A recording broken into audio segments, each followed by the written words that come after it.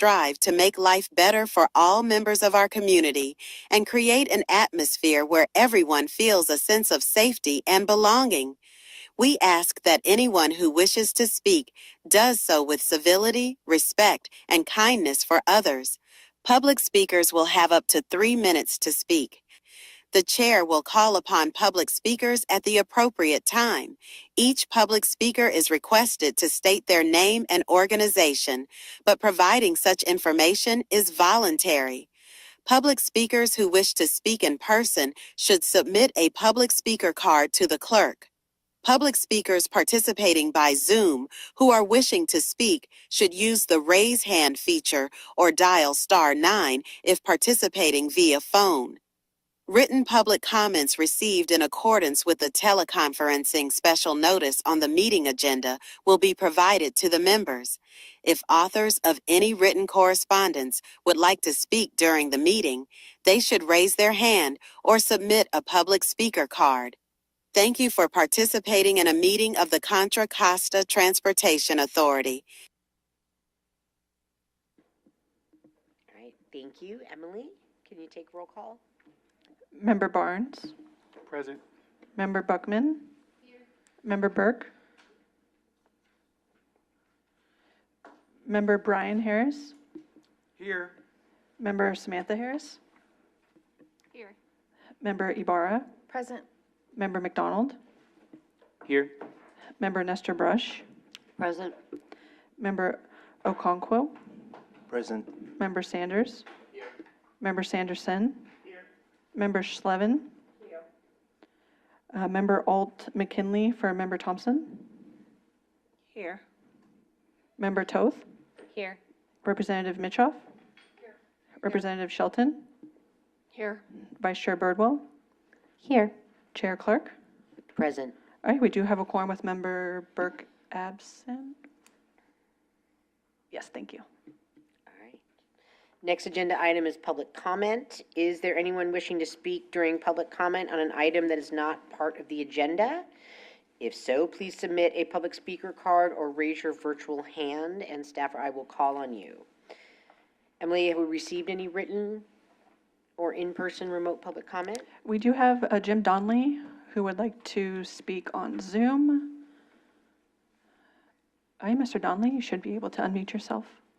Yeah, Jim Donnelly from the Senior Mobility Action Council, just sitting in on the meeting. Thank you.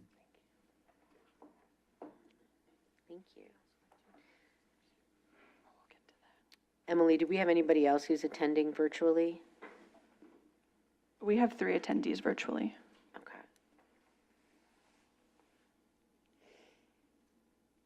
Sounds like we don't have any other public comment, so that concludes that. The next item on the agenda is the consent calendar, which also includes the summary of actions from our last meeting on March 16th. Are there any changes or comments from the committee on our consent calendar? All right. Anyone from the public would like to speak on this item? No public comment, written or virtual. Okay. Do I have a motion and a second to pass our consent calendar?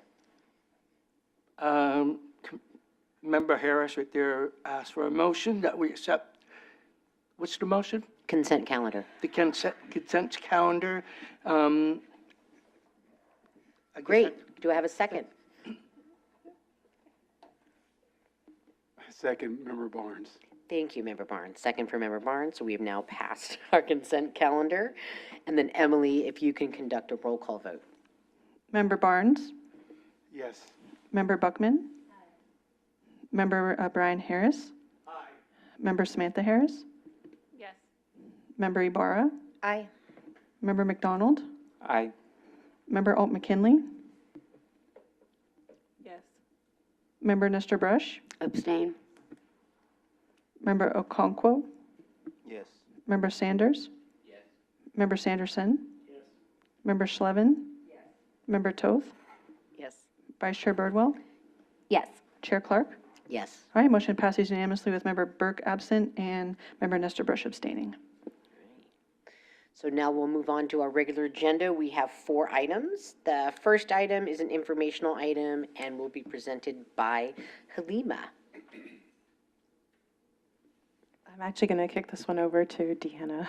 I'm sorry, Danielle. It's been a long day. Be presented by Danielle. All right, good afternoon, everybody. I'm going to kick us off by giving a presentation explaining some of our sub-regional programming funding. Can we?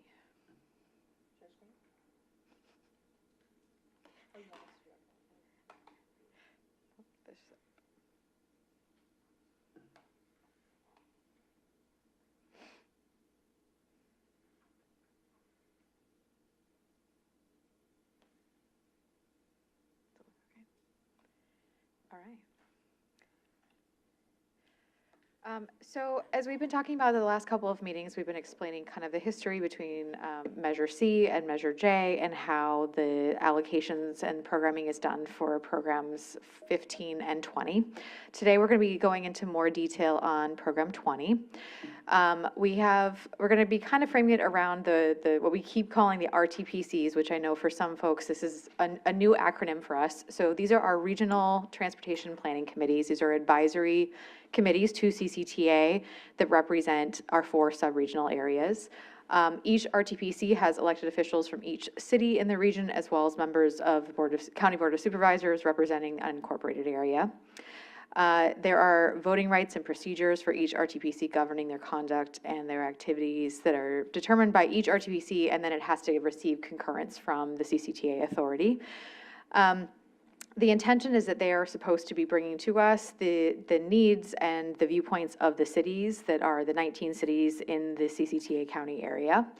It gives cities a vote on funding allocations in their subregions, depending on how the funding is structured, and it provides additional funding for subregional priorities. So when they were determining the Measure J expenditure plan, there was additional categories where some of the subregions chose to give additional funds in those categories.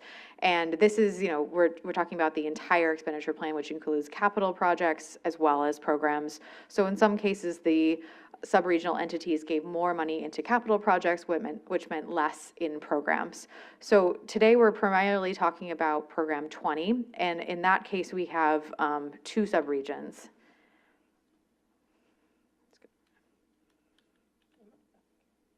Is it better?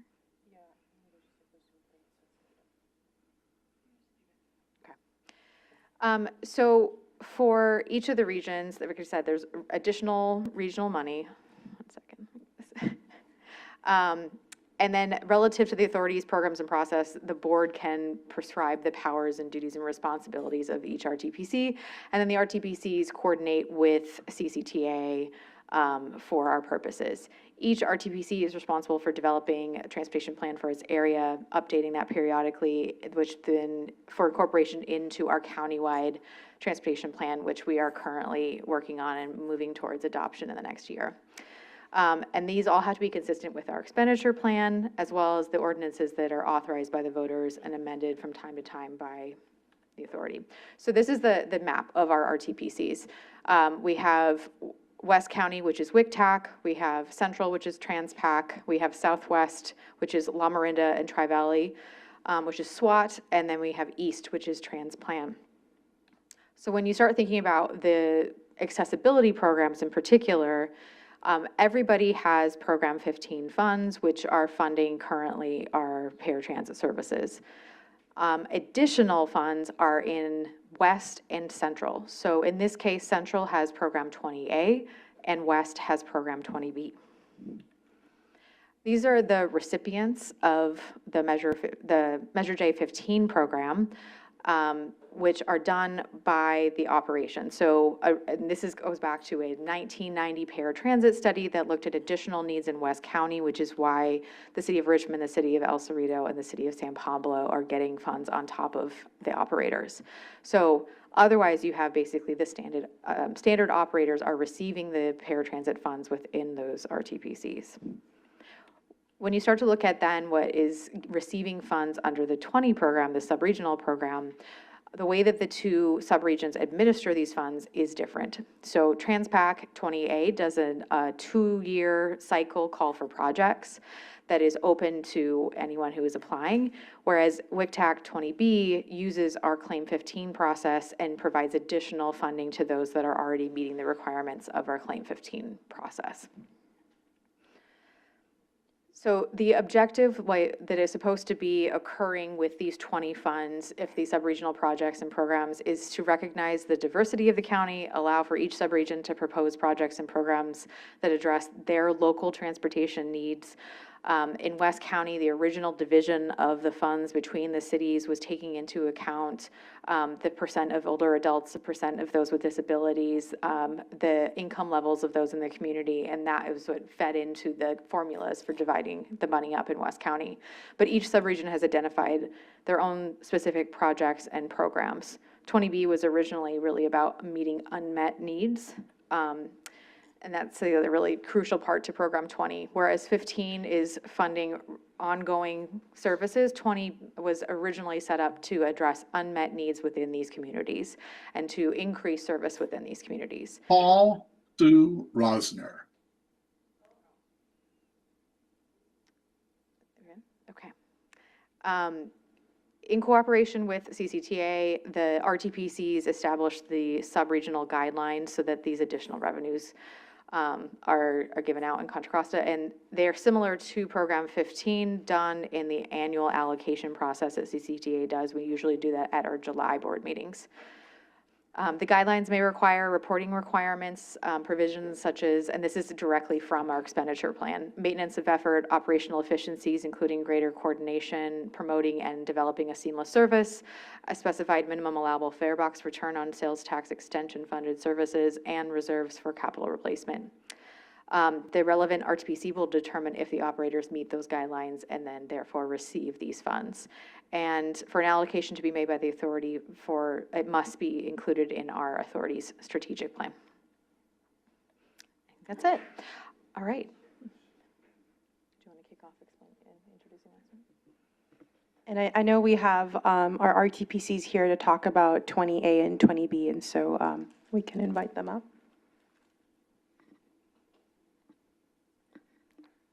And we'll queue up the presentation, so you can just let us know when to hit next slide, yeah. Or you can sit here too if you want, it's up to you. Either way.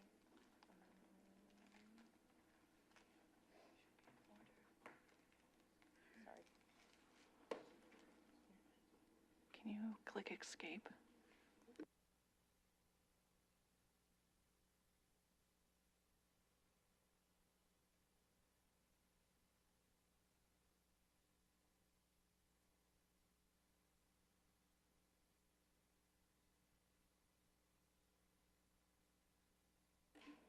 Thank you. Good afternoon. My name is Tiffany Gebhardt. I'm joining you from Transpac. And that is a transportation partnership and cooperation. And I see Member Mitchoff is here, who was on Transpac for many, many, many years. Very good to see you. So Danielle covered some of what I will present on today, but I'll just walk you through our 20A program and just how it works within Transpac. So there may be some repetition. I'll try to skip over that. So first up, as I mentioned, so Transpac is one of the Central County Regional Transportation Planning Committees. So our jurisdictions are Clayton, Concord, Martinez, Pleasant Hill, Walnut Creek, and some unincorporated areas. Our role, as Danielle mentioned, is, we participate in development of transportation plans as well as projects and programs for Central County. And in terms of Measure J, 20A, we mentioned a little bit of history on Measure J, but for Transpac specifically and our 20A program, it's 0.5% of sales tax revenues specifically for seniors and people with disabilities, transportation in the Transpac area, and I'll talk a little bit more about that. You've seen our map already, but you can see up top where Transpac sits in the larger map in our bordering areas. Okay, so you heard a little bit about Program 15 already, so I won't necessarily dive into that, but 20A is a line item that's under Program 15 specifically that and I'll get into that more, are board and community members decided to prioritize additional transportation services for seniors and people with disabilities to use that additional 0.5% of revenues. And then our policies that our board develops guide how these funds are used. And so I'll talk a little bit about how that works. And we do a competitive call for projects process to solicit programs to fund roughly every 2 years, but it's not always in 2-year increments historically. So essentially, moving ahead a little bit, so we kind of know a little bit of the history of Measure J, when it was planned, passed, 2004, and then revenue collection begins in 2009, 2010 timeframe, and then roughly around 2011, we launched the grant program for TransPac and issued our first call for projects. And we're currently in our 2026 through 28 cycle, so we're determining those programs as we speak. But more importantly, this program grew out of a community decision. It was collaboratively with our stakeholders, with our board. There was a desire to really fill gaps in transportation that were not currently being met by paratransit services alone. So really the focus of the program is to, wherever we can, go above and beyond.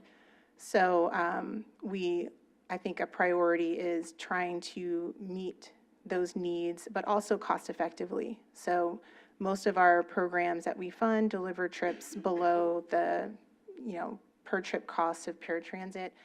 This was as of 2025, it was $85 a trip. And many of our programs come in below that. There's a desire to fill the gaps. I know Debbie coined that at our last meeting, but really people who might require nurse-trained drivers or door-through-door service, not just curb to curb, but helping with shopping, helping after surgeries, helping get to adult day healthcare programs and outside of standard service areas.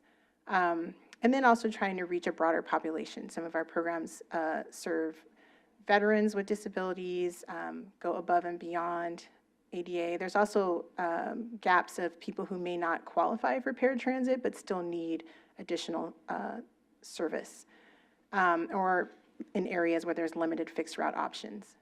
So, and again, this was something that our community, our service providers really desired to use those funds for. So in terms of how the program works, we do a call for projects process. Typically in December, we release a call for projects, and it's due at the end of January. And it's eligible, nonprofits, cities, public agencies are all eligible. This year, we usually have about 1.2 million available. It's about 600,000 a year available through the 20A fund. We had $2.3 million in requests this year, so we're a bit oversubscribed. And once we get in those applications, I usually compile those for our scoring committee, which is made up of TAC members and other staff, our TransPac TAC members, and then other staff. CCTA was served on our scoring committee, as well as a member of the Area Agency on Aging from Contra Costa County. And then we put together a board recommendation or a funding recommendation, and we bring that to our board for approval. And then at that point, CCTA then takes that to CCTA board for final approval, allocation of the funds, and administering disbursement at that point. And then at that point, agreements are made. CCTA executes the funding agreements directly with the grantees, processes invoices and the reimbursements. And then we just stay in collaboration with CCTA throughout that process and with our project sponsors.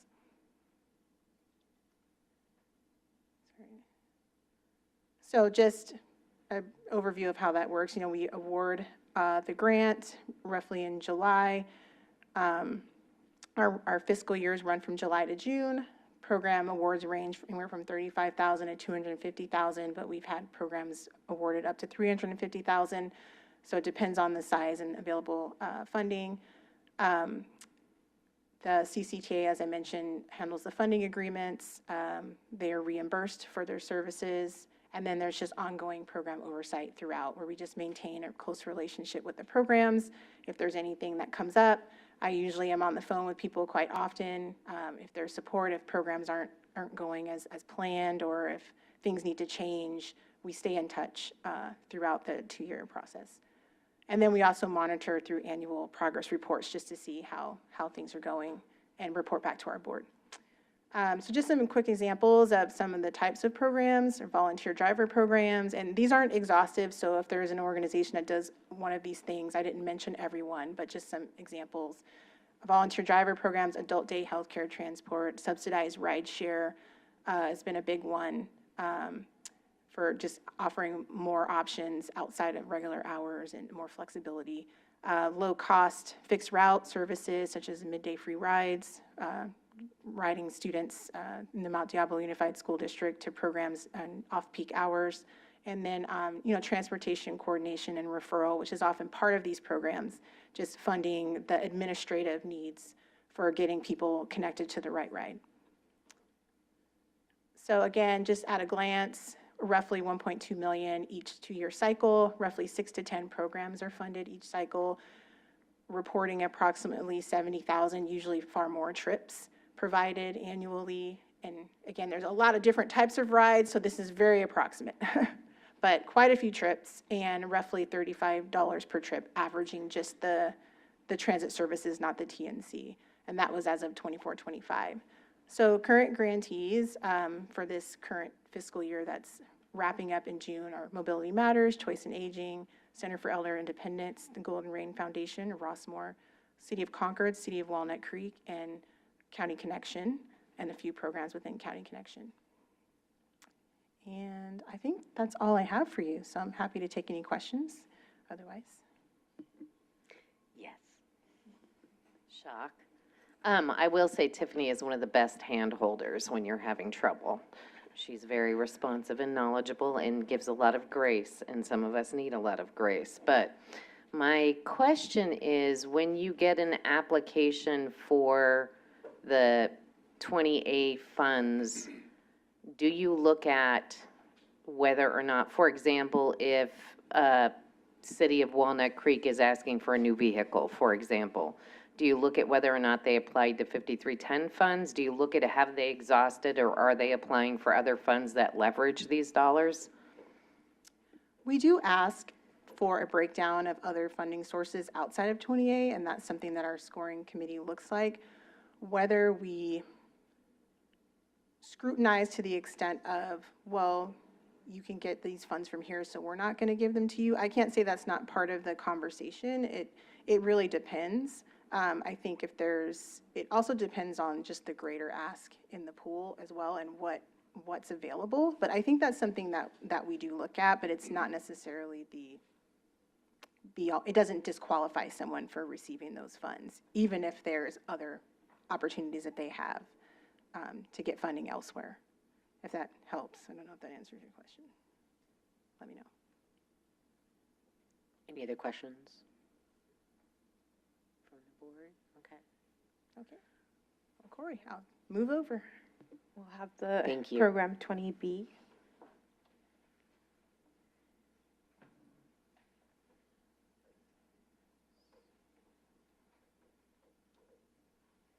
Thank you. Good afternoon, everyone. My name is Corey Riley. I'm with WCTAC, West Contra Costa Transportation Commission. I think mine will be pretty brief because I think a lot of this we've already kind of gone over. Also, our process is a bit more straightforward, I suppose, in that it's an allocation in West County. We don't do an open call for projects. And so just briefly, WCTAC is a joint powers authority with 9 member agencies. We have 11 commissioners. Richmond gets 3, everyone else gets 1. And then we have 4 staff, actually 3.5 staff. And I believe one of the defining features of us as an RTPC is that the transit agencies that serve our area are also on the WCTAC board. I don't believe that's the case with other RTPCs. So AC Transit, BART, and WestCat also have members on our board. And you've seen this map before, but here it is again. This is West County, if you're not familiar. It's Hercules, Pinole, San Pablo, Richmond, and El Cerrito, and then the unincorporated areas there too. And just a little bit of background. As was mentioned, 20B is allocated to agencies that aren't just typical transit providers. My understanding is this is based on kind of the historical context of Measure C, the precursor to Measure J, where the cities in West County had started a lot of their own paratransit and senior transportation programs. And so once Measure J came along to replace Measure C, the language was written then at the time to continue to support those services and support within those cities. And it's also, just something whenever we sort of take a step back from the day-to-day on this and really reflect, it is important to be following along on these discussions as these, tax measures are being developed, as these expenditure plans are being developed, because right now we're still living in the world that was created for us, 20 years ago, and then even before that, 40 years ago, we're still kind of administering these programs, so it is important to be involved in those processes. As it is, West County allocated 0.65% of Measure J for their additional paratransit and senior transportation funding. It was $760,000 a year last year, and it's eligible for both ADA and non-ADA programs as well. And the language for 20B is written in that it can either be for unmet needs for those senior and people with disabilities transportation needs, or it can be there to supplement Program 15 if the programs that the providers are trying to fulfill with Program 15, if there's, the costs are too high or too expensive or things like that. So it does allow for a good amount of flexibility within the subregion. We used to have our own 20B claim process. So to my knowledge, it's always been kind of an allocation and hasn't been a call for projects, but we had our own call for projects. And then at least around 10 years ago or so, we teamed up with CCTA so that it's combined with that process with Program 15. So just to reduce kind of the headaches of having additional paperwork for the providers who were receiving the funds, as well as just making it sort of more straightforward. So we added a separate small portion about 20B at the end that talks about what are the additional unmet needs that Program 15 is not covering that you would want to use your Program 20B funds for. And so with that, we follow the same process as Program 15. So it really goes through CCTA. CCTA is the one who has the contracts and does the invoices. The reporting is all combined with Program 15. And then because the process is the same, it's the review process is also the same. So that means those claims will come to you, formerly came to the PCC, and now it'll start coming to you all. The 20B portion then goes to WCTAC for their approval, and then it all goes to CCTA, the Planning Committee, and then CCTA for their final approval on the annual allocations. So we have 5 recipients. These are the same recipients that received Program 15. They received their 20B allocations using the same formula that they received their 15 for. So if you get, for example, 10% of Program 15, you also receive 10% of Program 20B. Those are Richmond, El Cerrito, San Pablo, WestCat, and then the East Bay Paratransit Consortium, which is AC Transit and BART teaming up to run that program.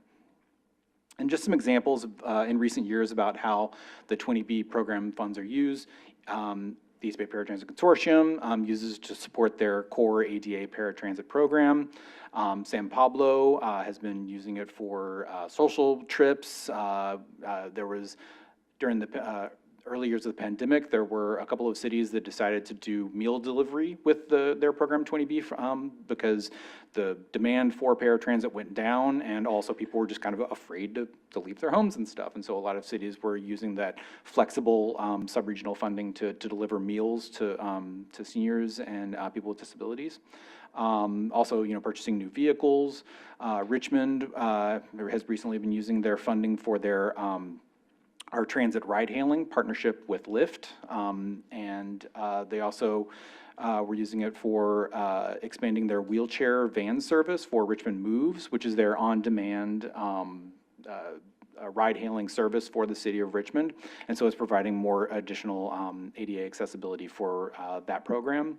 El Cerrito recently used it for expanding their service outside of the city limits. So El Cerrito is kind of, geographically bound on a lot of sides, particularly by Richmond, and so it's being able to use those services to provide, access to groceries or medical facilities and things outside of the city limits. And similarly with the Westcott area, so expanding outside of just the Westcott area and going into areas that are outside of their typical service areas and providing more access, particularly to medical care. And so I'll stop there and see if anyone has any questions about Program 20B. Thank you, Corey. Does anybody have any questions, comments about the presentation? Yes, Member Toth. I know, since everybody's so quiet.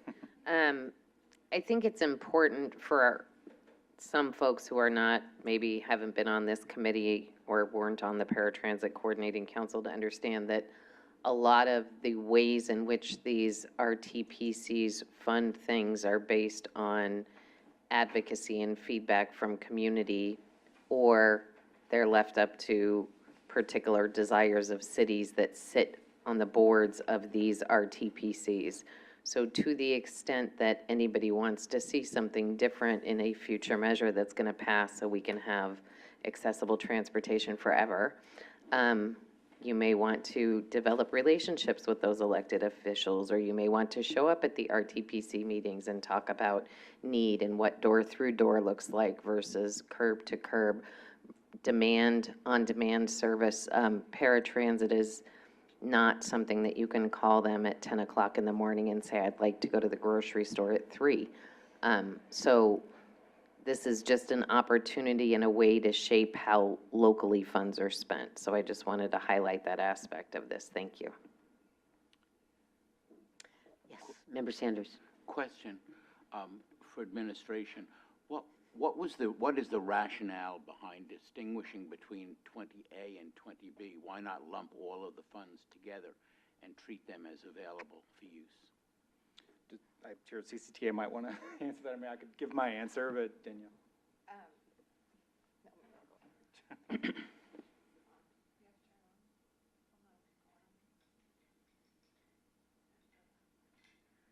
can sit here.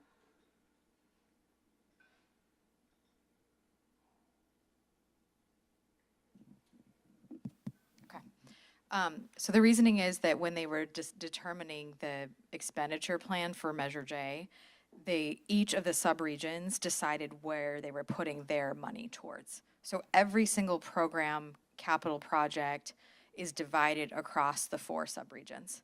So these were the only 2 subregions that allocated additional money towards additional funds for paratransit, and they each allocate a different percentage to this work from each other as well. Is that a permanent? For the life distinction? of Measure J. So 2034, this is their It's written into percentage. the statute? So the adopted expenditure plan for Measure J stipulates exactly how the money has to go through the life of the measure. So until 2034, this is what those subregions have decided to use their funds for. Thank you. Member Burke? I will be remiss. Barnes, excuse me. I think it is important to, Member Toth's point, for Eastern Contra Costa County, we don't get 20 or 20A or 20B. Our funds, 30-something years ago, whatever it was allocated for capital. Extension of BART, extension of improvements to Highway 4. So when it comes to paratransit, and this is what we're talking about in ADA services, East County does not have the option to tap into those additional funds. And I think it's important for us to understand that when we're talking about programs and where there's gaps in service throughout the region, it's important for us to understand where funds have been allocated to hopefully fill those gaps, and then where funds have not been allocated, which have exacerbated those gaps.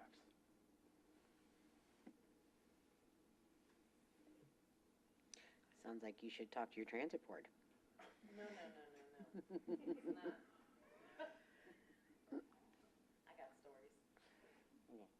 So specific to the presentations that we've had.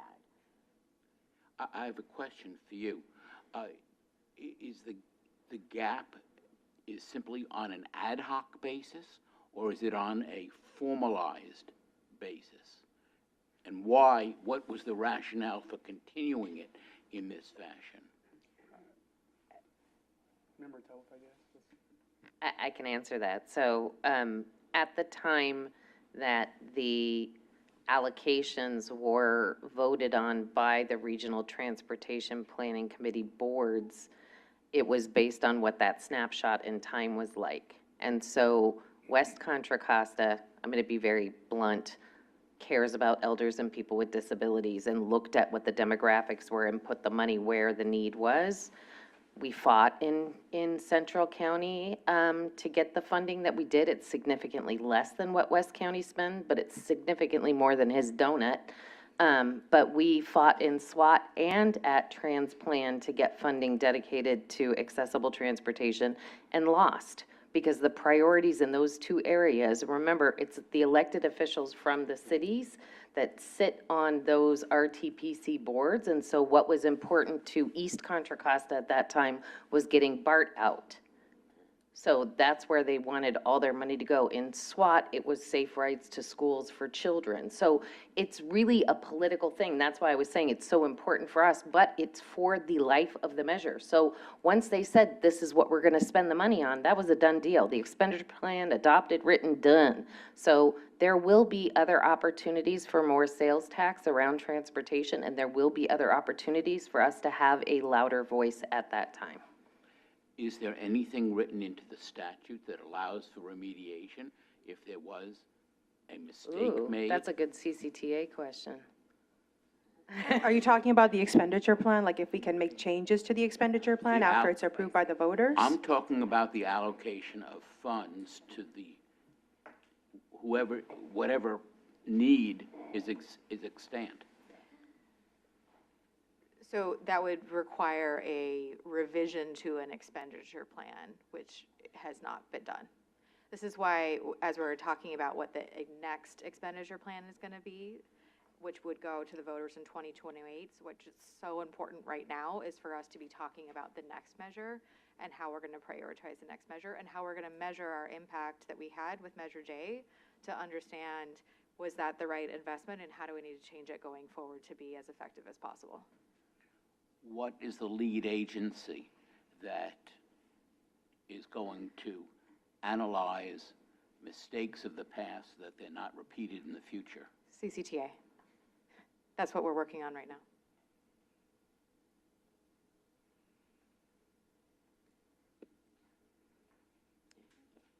Anything else? Okay. We're done with comments from the committee on this? Okay. Is there anyone from the public that would like to make a comment, either in person or virtually? No public comment, written or virtual. Okay, thank you. The next action item will be introduced by Halima and presented by our representatives from the City of Richmond, LaShonda, Gabino, and Wayne. Wonderful. Welcome. Yes. I'm going to kick it off just going over the staff report and the context and background on this, and then I'll have the city come up, and you all are welcome to pull up chairs here or there, whatever configuration works. But just to give you all some context, and I think many of you sat on the PCC during the time when a lot of this occurred. So there might be other context. Feel free to fill in any gaps that I may have missed. But we have been working with the City of Richmond to complete a formal review of their paratransit performance improvement plan. And upon review, we have seen that the city has made a significant progress towards providing most of its requirements. And so we are now prepared to make a recommendation to release 75% of the net funds that were withheld through Measure J Program 15, and also some funds that were withheld through Program 20B through WICTAC. But just to give you all some context and backtrack a little bit, So the City of Richmond receives Measure J 15 and 20B, as we just learned, through the Measure J funds, and it uses that to operate its local paratransit program, which provides door-to-door transportation for older adults and people with disabilities who are unable to use fixed route service. This whole process and how we came to the performance plan is over a five-year history and reflects a pattern of escalating concerns that ultimately resulted in a formal intervention. And so this started in fiscal year 2017-18. And in that year and the 2 cycles after, the city had submitted claims late. And so there were some challenges there. And as a result of that, there was fiscal year 2018-19 Program 20B funds were not allocated. And so part of the recommended release will include that pot of money as well. And then in fiscal year 2020-2021, CCTA suspended the claim submittal requirements due to COVID-19. And so the city did receive funding through both 15 and 20B that year. The following year, in 2021-2022, we had a short form that was accepted due to, again, the continued COVID conditions. About a portion of that allocation was distributed, but it still left a larger undistributed amount due to concerns that were flagged in that claim form.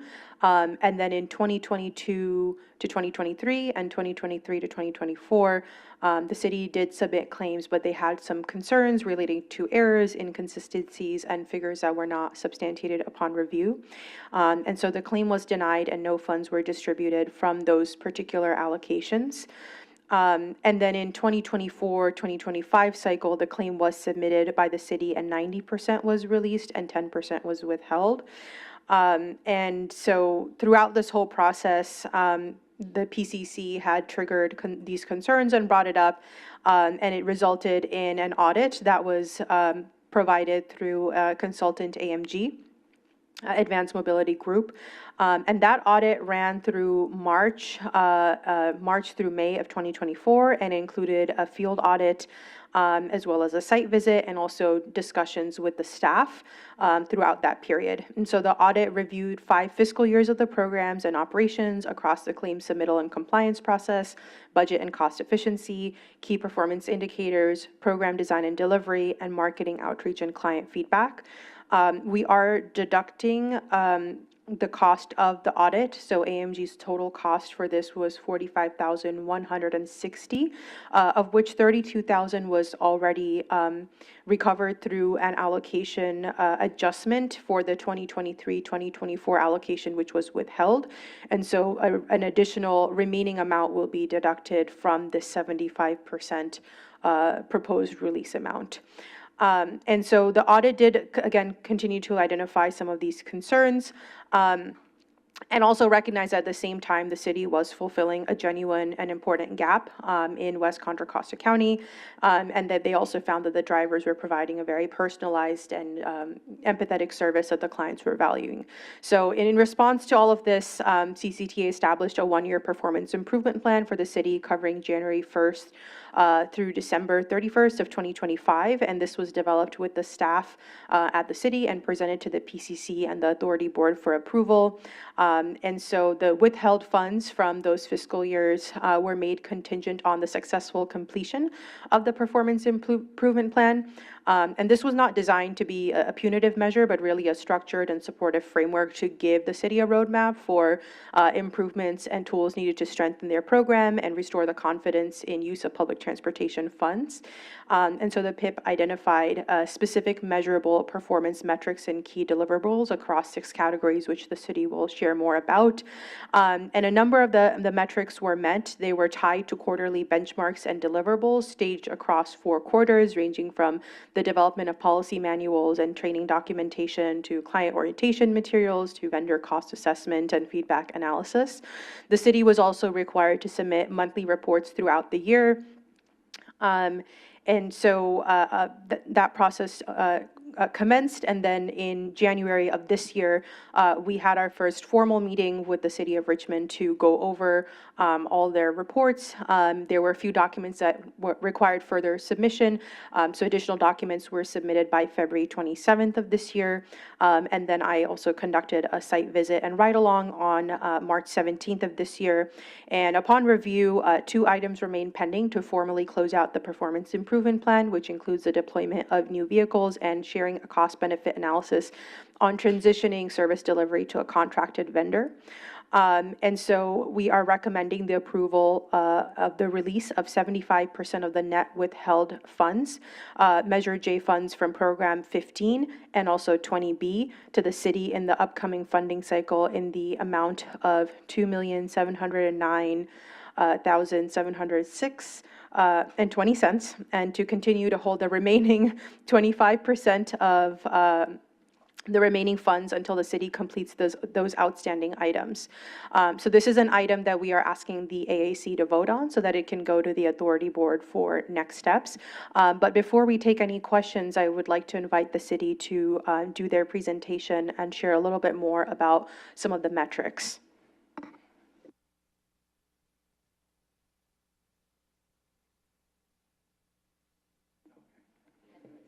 And you can click through.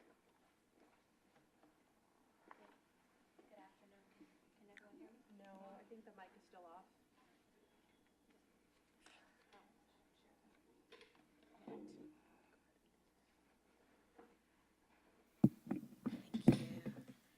Good afternoon, everyone. Can you all hear me? Great. My name is LaShonda White. I'm a Deputy City Manager for Community Services at the City of Richmond. Really happy to be here today. I first want to thank this body. Some of you have been along this journey, with us over the past few years. I also want to thank Halima and Danielle from CCTA. Halima's been absolutely amazing coming in and really getting to know the City of Richmond and our paratransit program, asking us some really good questions. And I really appreciate the opportunity to help get us to this point. I also want to thank Corey and John from WICTAC. They have been along with us as well as we went through this performance improvement plan. And so I'm thankful to CCTA and WICTAC staff, as well as to all of you again. I want to introduce or welcome Gabino Arredondo. He's a program manager. He'll be doing the majority of the presentation after I sit down. Also, we have Wayne Tonda, who is a consultant that's been working with us to help get us on track. He has a lot of experience, and he'll be available along with myself to answer any questions that you all may have. So the City of Richmond has been providing paratransit services to our wonderful community for over 50 years. And our method of delivering those services has changed and evolved over the years. We not only provide the traditional van service with, as Halima mentions, dedicated staff that really do provide a beautiful service, and our community members know them and really want them to provide that service to them. But we have done more than that. We have expanded to offering ride-hailing services through Lyft, so that our seniors who don't need that specialized hand-to-hand relationship and touch are able to have additional access to services after hours and also on the weekends. And we have seen a huge increase in the number of seniors and individuals who have taken advantage of our program with Lyft. And then we also more recently have worked with a group called Richmond Moves, which is a micro-transit shuttle program. So it's on demand, and it provides individuals who are seniors and also people who are in wheelchairs have the ability, along with students and others, to utilize our Richmond Move service. Gabino's going to talk more about that, but just wanted to frame that our paratransit service is really well-rounded and has a lot of different pieces to it, so it's not just your traditional van service. And the goal is for our community to have access to a variety of mobility options to get them from point A to point B. Halima mentioned the audit. I don't go back. I'm from the City of Richmond. I grew up there. Also have worked for the city for almost 20 years, but have not been involved with the paratransit program for that length of time. I came in around 21, 22, so I don't have the history going back to 17, 18, when some of the concerns started. but I heard about them. But that's why I'm here. So once I came on board and understood that there was a concern with this program, because this is a population of individuals in terms of who we serve that we really care about in Richmond, as a deputy city manager, I have been very much in the weeds on paratransit. So it's very important. We've brought in a consultant. So we have high-level staff that are very much interested and involved in making sure that when we went through the audit, that the performance improvement plan, it wasn't just something that we were like, okay, we'll just, we'll check the boxes. We were very intentional, very strategic, very serious about making sure we not only we wanted to meet the demands of the performance improvement plan to provide services, we wanted to make sure we understood. We really wanted to understand what was needed, what was required of the services from Richmond, and so we have been able to do that. We are focused on this effort and improving our services. And we will continue to do that. So we, again, appreciate the opportunity to provide some updates to you all, and we're here to answer any questions that you have. Thank you. Great, thank you, LaShonda. And good afternoon, buenas tardes. My name is Gavino Redondo. I'm a current project manager in the Public Works Department, helping lead the program improvement plan implementation, but also transportation services in general. For this in the Public Works Department. So LaShonda mentioned some of the programs, but I want to give you more context. Even though you see myself here and LaShonda, we have our drivers, we have our dispatchers, we even have people in fleet in our fleet department. So there's many other folks that support our transit besides the ones that are in the budget and that are specifically tied to and have a growing prioritization that this program work better for everybody. So the first program that LaShonda mentioned was our transit with vans and Lyft. And this Lyft has been both, I get called every day about trying to add yourself to this Lyft program. So that's another challenge now that we have to face is part of the digital literacy of helping our seniors, remember their passwords, get even myself, right, too, but, get the app on their phone, use the phone number, and we have some strategies that we're working on internally and also with our Commission on Aging related to that service. So we bring in a new service, there's also a new challenge that we have to face. We also mentioned the Richmond Move service. This is also mostly funded through state grants. It's an all-electric fleet that we've reduced with the goal to reduce greenhouse gases. Also part of our first mile, last mile initiatives for microtransit. And there's a van there that has also serves wheelchair. And it's a fleet about 10 cars. And also we have, I call it the Richmond's personal Lyft service that we have. Another thing we're finding out is that a lot of young people are using this service to go to school. I thought it would be just more people to go to work, but it was also, we have some new data about young people using it to go to school and to community centers, in addition to our seniors. So like Jamila mentioned, after the Measure J funding was withheld, program improvement plan was created. And how it looks on the side of us trying to address it, there are about 35 conditions that we had to meet. So every 2 weeks, I meet internally with my staff on how we take it internally with Wayne, with everybody who's part of our transit.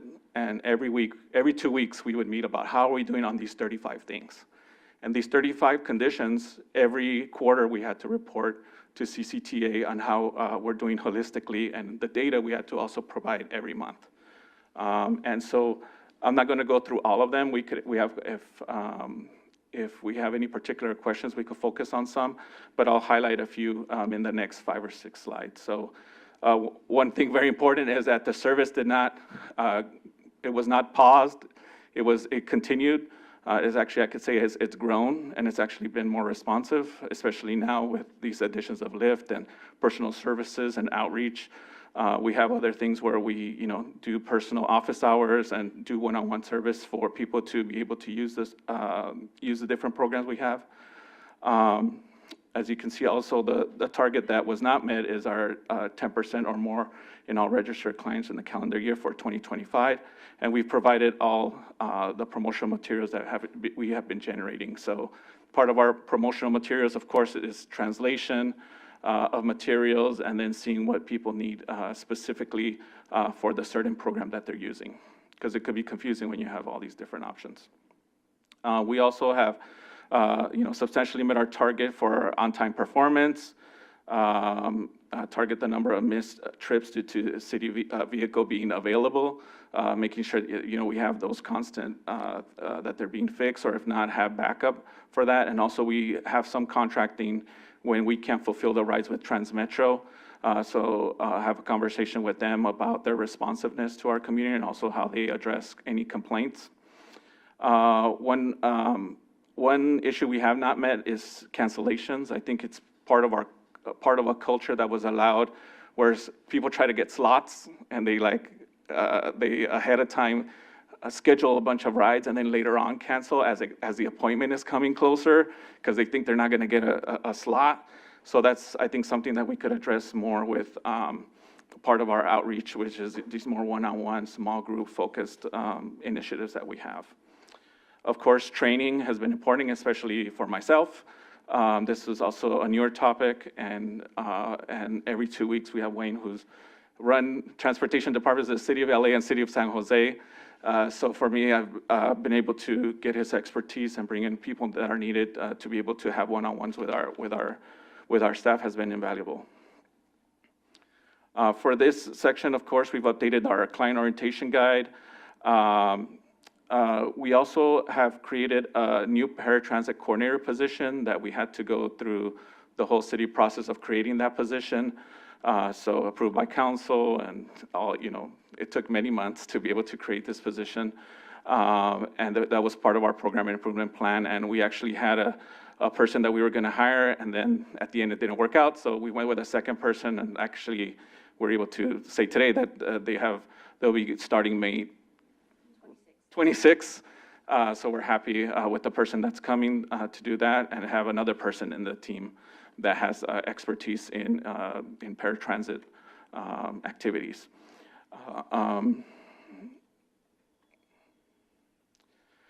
Number 16 is in progress. I know that's one of the items that are left over, is to have that conversation with CCTA staff and everybody about assessing the way we deliver service. I know this involves our assessment on the future of Richmond Woods, how we're going to deliver service, which includes, the issue of contracting, the issue of working with unions related to the future of this program. So we have a draft of the analysis, and then we will also be meeting with the CCTA staff to go over that.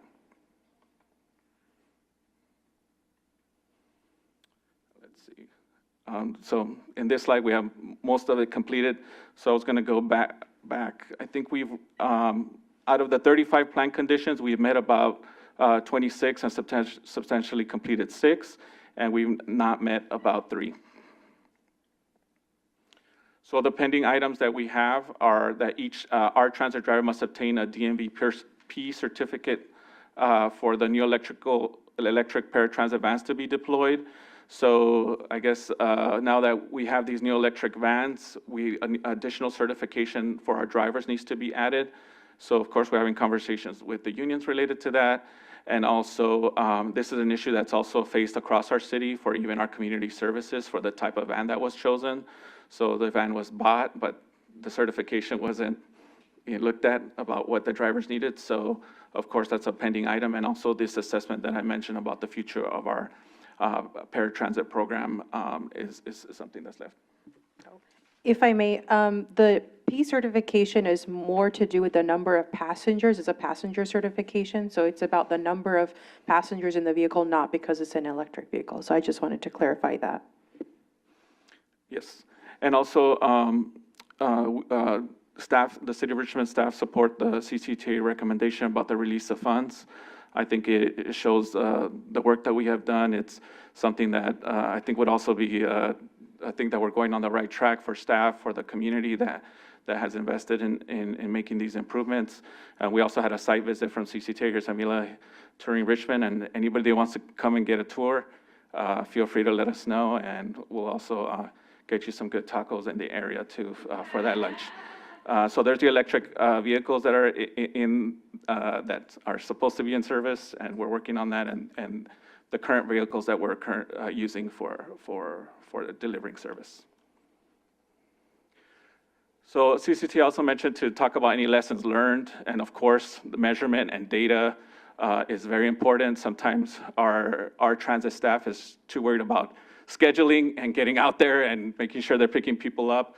And that's kind of like their main concern, and responding to phone calls, but having these 2-week sessions, that are scheduled regularly has been important to be able to, not just for myself, but for the whole team to think about this. And it might be self-evident, but, as time crunch and when you're a small team, I think that's important. Also that another key thing is that the partnership with CCTA, I think, is very important.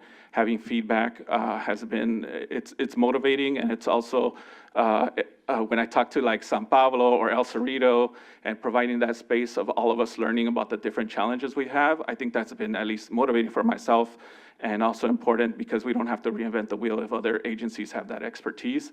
And I think that's something else that we're learning from that. And of course, additional resources to be able to implement this. When we were having all these challenges, bringing in Wayne, bringing in other city staff who have expertise has been important to be able to keep the operation going as is, improve it, and be able to meet some of the conditions in the plan. So here's some examples of our promotional materials. Brian, who's here, is part of also the department. He's also a leader in the Commission on Aging. So we've been doing these every year sessions related to senior transportation. I've been involved with it 2 years, but it's the 3rd annual. And I think these services and promotional materials have been important to be able to get people motivated and also have that one-on-one touch that I don't think has always happened. So I think that's another good way that we could continue this service. And today, we're here to answer any questions. I might not know all the answers, but we have Wayne, LaShonda here who will also chime in. Yeah, and I just want to give LaShonda, Gabino, and Wayne a huge shout out because these are really, really hard workers. I know Gabino and LaShonda are doing like 50 million jobs around the clock, but they made this a priority, and that was very clear to me in this review process, working with them and how they made time to make sure that this was getting done. So I want to give them both their flowers for the work that they put in to get to this point. Thank you for the presentation. And before I ask for comments, I'm just going to make one as well. Having been on the review committee for several of the claim forms, and LaShonda, starting with you and all the work that you've put in, thank you very much. I too wanted to say that as part of this committee and part of that the city has been incredibly responsive. The staff have worked incredibly hard, and I did just want to recognize that as well. And also, hasn't the program switched departments? Yes, so the program used to be into community services, and as of July 1 has been transitioned to public works, which is where I sit now. So that's why me and LaShonda have been working together. And also that department's also growing. So there's like 2 transportation engineers, 2 transportation planners. So it's kind of also nested in that. And also when people are working on projects, even for other CCTA built environment projects, we're even giving our opinion related to paratransit concerns related to other projects, even though that's not exactly what we're supposed to, deliver rides. But this is another thing that being in a different team environment has helped us. And also we're in the counter in front of the city. So it's kind of, before our transit was in another building. So now it's kind of more unified with Public Works. Yeah, so I also want to state that even though it's not in community services, we are definitely still collaborating, working together. We have flyers that anytime anybody in community services goes to any city event, and community services is always at every city event, because we have recreation and library, a lot of our outward-facing departments, we have paratransit flyers, right? Because it's also important for our seniors, and we have senior centers. And our seniors our staff at our senior centers know how to sign people up for paratransit. So there's still that connection, and we want to make sure our seniors know how to get from point A to point B. They can get to our senior centers, they can get lunches. So there's still that collaboration, even though they're sitting or nested in Public Works. I just wanted to rest assured we're working together. And I also wanted to say, as a provider for City of San Pablo, we were interested, we met at a conference, and then I was interested in the Richmond Moves, and like, join our meeting. So I just wanted to shout out too, it's been a really collaborative process, you know, being a neighbor, getting to know everybody. So I just wanted to say thank you for that too, because that's been great for our small agency. Thank you. Now that I was supposed to go first, but so now, comments from the committee. I I'll go believe we first, have. yeah. Thank you, City of Richmond, for being here. LaShonda, you mentioned something about, joining recently, or at least in this aspect of transit. So I'll direct my vitriol towards you, Mr. Arredondo, for not highlighting how much work you're doing around active transportation for kids in schools. So they've been very responsive towards high injury network areas in the City of Richmond. I was waiting to hear more of that. I didn't hear that, but just commending you for the great effort and saying keep up the work. Yeah. Thank you. Thank you. Member Brian here. Oh, excuse me. Karen Mitchoff. Thank you for the report and knowing how hard you worked. So thank you, Chair Clark, for your perspective. I come from a background and still working with some providers. I'm real big on administration. I don't see any recommendations up there on how to continue the administrative part. I really do want to congratulate you on the service part, but I heard with a small staff how hard it is. So I know we're going to, the council is going to vote on this going to CCTA. But I think there needs to be something in there relative to future oversight. You've had these problems, and I know they're not personal to you, but accumulated over time. But I've just seen in my work with the county how that can get, that's it. We're so busy providing services. Well, the claims can sit over here to the side. So I'd like the board to consider some additional recommendation about how, or maybe not in this particular recommendation to CCTA about how the funds should be allocated, but when the request comes in next time, there's got to be something in there on administration. And what I mean by that is if there's an account clerk or somebody that they don't get put to the side, and we'll get to them eventually, because as you know, it's the getting it all straightened out in hindsight. It's very, very difficult. And you're providing wonderful services, so I don't want to take away from that. But there's got to be an administrative component, both at the City of Richmond and at CCTA, because when I hear in the previous item that we're going out for a tax measure again, I was on the board when that last one failed. I've been around since Measure C, so that means I've been around since Measure J. And the concerns at the time were, well, everybody's going to vote for this because we've just been doing such fabulous work. Well, the public said, we're concerned about that. What more do you need to do? And this would be the program, not only from the City of Richmond and WESCAT, or WECTAC, but all the RTPCs. We're going to have to prove to the public that we want this money and that it will be used well. And there are the opponents out there, and I know of one in particular, who will come at us, meaning the CCTA group, when they put this on, to say, see. And so I could go on and on, but I think you get my message and my drift. We've got to put something in there on administration. Thank you. Thank you. I can speak to the CCTA side. So this year, for the claims process, we did a webinar for all the applicants, or the claimants, I should say, who submit their form. And we also did an updated and improved instructions guide that outlines more clear definitions for each of the terms they are required to report on. And I'm also offering technical assistance, so claimants can reach out to me on a one-on-one basis. Richmond staff are all there present at the webinar as well, and they're able to reach out to me at any time before the deadline if they need specific support.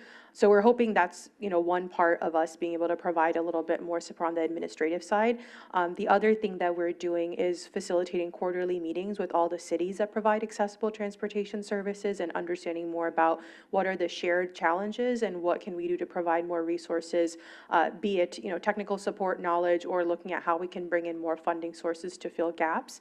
So as Jean mentioned, as Gabino mentioned, there's a lot of overlap in some of the challenges, and it's been great to kind of have that. So we had our first meeting last month to kind of kick it off, and we'll continue to have that on a quarterly basis. But I'll let Gabino speak to the city side. Yes, and I think we're going to be more explicit in our claim related to all the other administrative support and other staff involved, not just folks that are funded from this funding source. So, for example, the Public Works Department actually has a group called the Administrative Unit, which is 8 staff members that support contracting, invoicing, and following up. That's what I've been able to access that now. I have a person I get assigned to. So even though that might be small, I think that keeps it going. And also our consultant support, and also how we're going to continue the senior leadership support of the new paratransit coordinator that comes in. And we're happy to add. And your second point related to the voters, I think that's also a concern of ours. Luckily, City of Richmond voters have always been supportive of measures that support the community. So as you can see, school district bonds, Measure X, the Department of Children's Youth measure, all these measures that have supported. So we're also interested in making sure that we are good for the funding that we have, because, we will also be engaging our residents, be able to see if they're going to be contemplating this future funding. And if I could just add, in addition to what Gabino stated, we have the new dedicated staff person coming on board that I think will help.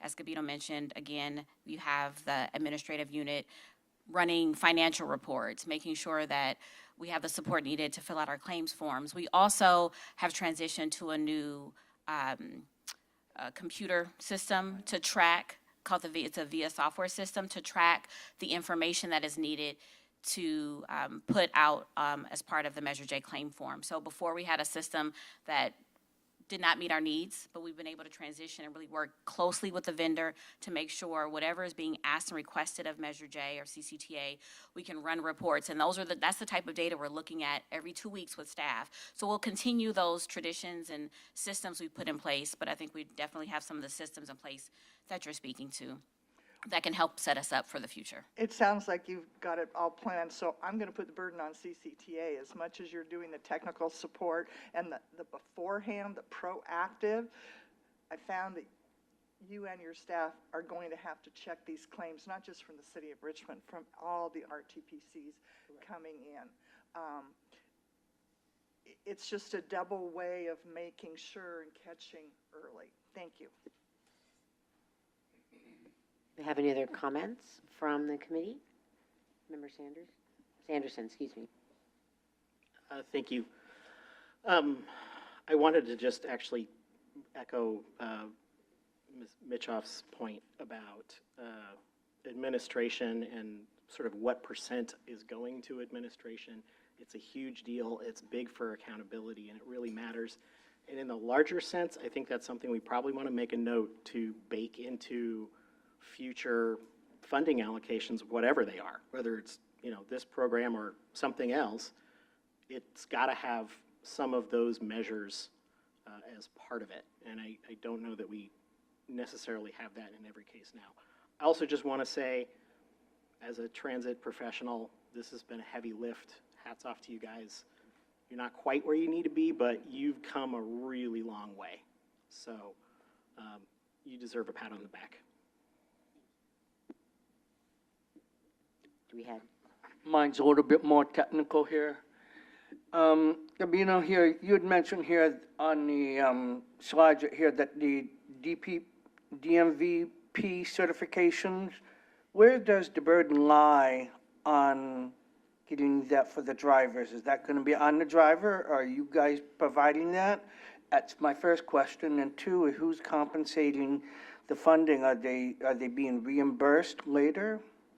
Yes, so the city is always open to provide any extra training So yes, we've offered the drivers if they could do it on their own with their own, following just the written materials, but we also offered if we could find a driving school or any other professional. And we also mentioned this to CCTA in general, that I don't know if other cities are facing this challenge, but if there's a shared service that we could have between all of the cities, if there is a resource for that. So currently, I'm doing a one-on-one with the drivers, and so that's when I also want to get myself, so I could see, how difficult it is. Would you say here that might be one of the limitations or the setbacks that we have here with the city of Richmond of getting qualified drivers? No, I think it's more of a limitation to use the new vans. But yes, I guess yes. I guess a little bit of it when as you keep on adding certifications. So like say if you require a Class B or a more stringent licensing, yes, I guess it does impact the recruiting. But when you're able to do the other part, which you also support the drivers to be able to get that certification, I think that's important because they've also connected a lot with the residents and with the community. And if I have a different driver, I even get a call and say, who is this person? Or who, coming. So I think it's important also to invest in them. My last question here in regards to the two items that you were not able to meet here, specifically the cancellations. I understand how that works and how that affects here. I mean, you got everything reserved, and suddenly that means somebody who really needs a ride calls in for a time slot. I'm sorry, that spot is not available. However, the cancellation here will allow for that spot to open, but right now, I understand what you're saying here is that so many people book slots and there's not any accountability for letting them cancel. Have we given some thought of which we can let people know here that what they're doing here is taking up space here that could be needed by someone who really needs it? For example, a disabled senior who really needs access to a mechanical lift to get in here, and if it's being tailed up right here, that means they can't get to their appointment. So in regards to your little nexus groups that you're having here, have you discussed a plan of action in which to limit the cancellations? Well, this one is not as flushed out, but I think one of the ideas was to see who are the frequent flyers related to this issue and actually have a conversation with it about it one-on-one. I know we're usually not into punitive reactions right away, like saying denying your service or things like that, but we should have that conversation about the folks that kind of have this frequency. I think that would be a good measure. It's a starting point. Punitive right here, maybe 3 suspensions, but then you lift it. Here, it's like being suspended from school here. You're expelled, but you're not totally suspended here. But you need to be able to let that right there, suspension or whatever right here be released right here, so that the person learns from it here. You don't want to penalize the person who really needs it, because we don't want to create any negativity here. The whole idea is having this van service is there for the people who truly need it.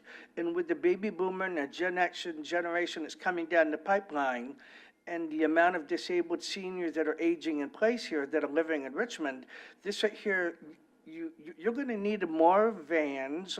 It's like my friend right here is saying right here, we're going to need more administrative staff. You're going to need more administrative services here. You got to extend those hours, and you need to prepare for that tsunami of need. Thank you. Just to respond to that, the system in the city of Richmond is really, really designed to provide the very best service to the customer. That means if a customer calls up and would like a service tomorrow or 2 days from now at 9 a.m. and it's already booked, we will then ask our contractor, Transmetro, to provide that service. Then if somebody, either one of the two at the same time, decides to cancel, we'll then cancel it at the Transmetro side, so that it's really heavily designed to meet all the requests of our clients. It is something, though, that is very expensive and therefore something that I know the city will be looking at during the coming year. So cancellation doesn't mean not providing. It just means you have a lot of people canceling. It doesn't mean that you're not providing. That is correct. We provide all of the services that we believe are being requested, but in so doing, we're using a contractor who obviously is somebody that we have to pay. So we're paying quite a bit of money for contractor, Transmetro.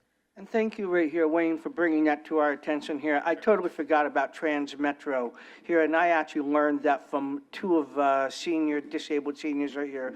And when I started seeing this fleet of buses going around here in the area, this right here is a great service for the overflow and for the extended hours. Thank you.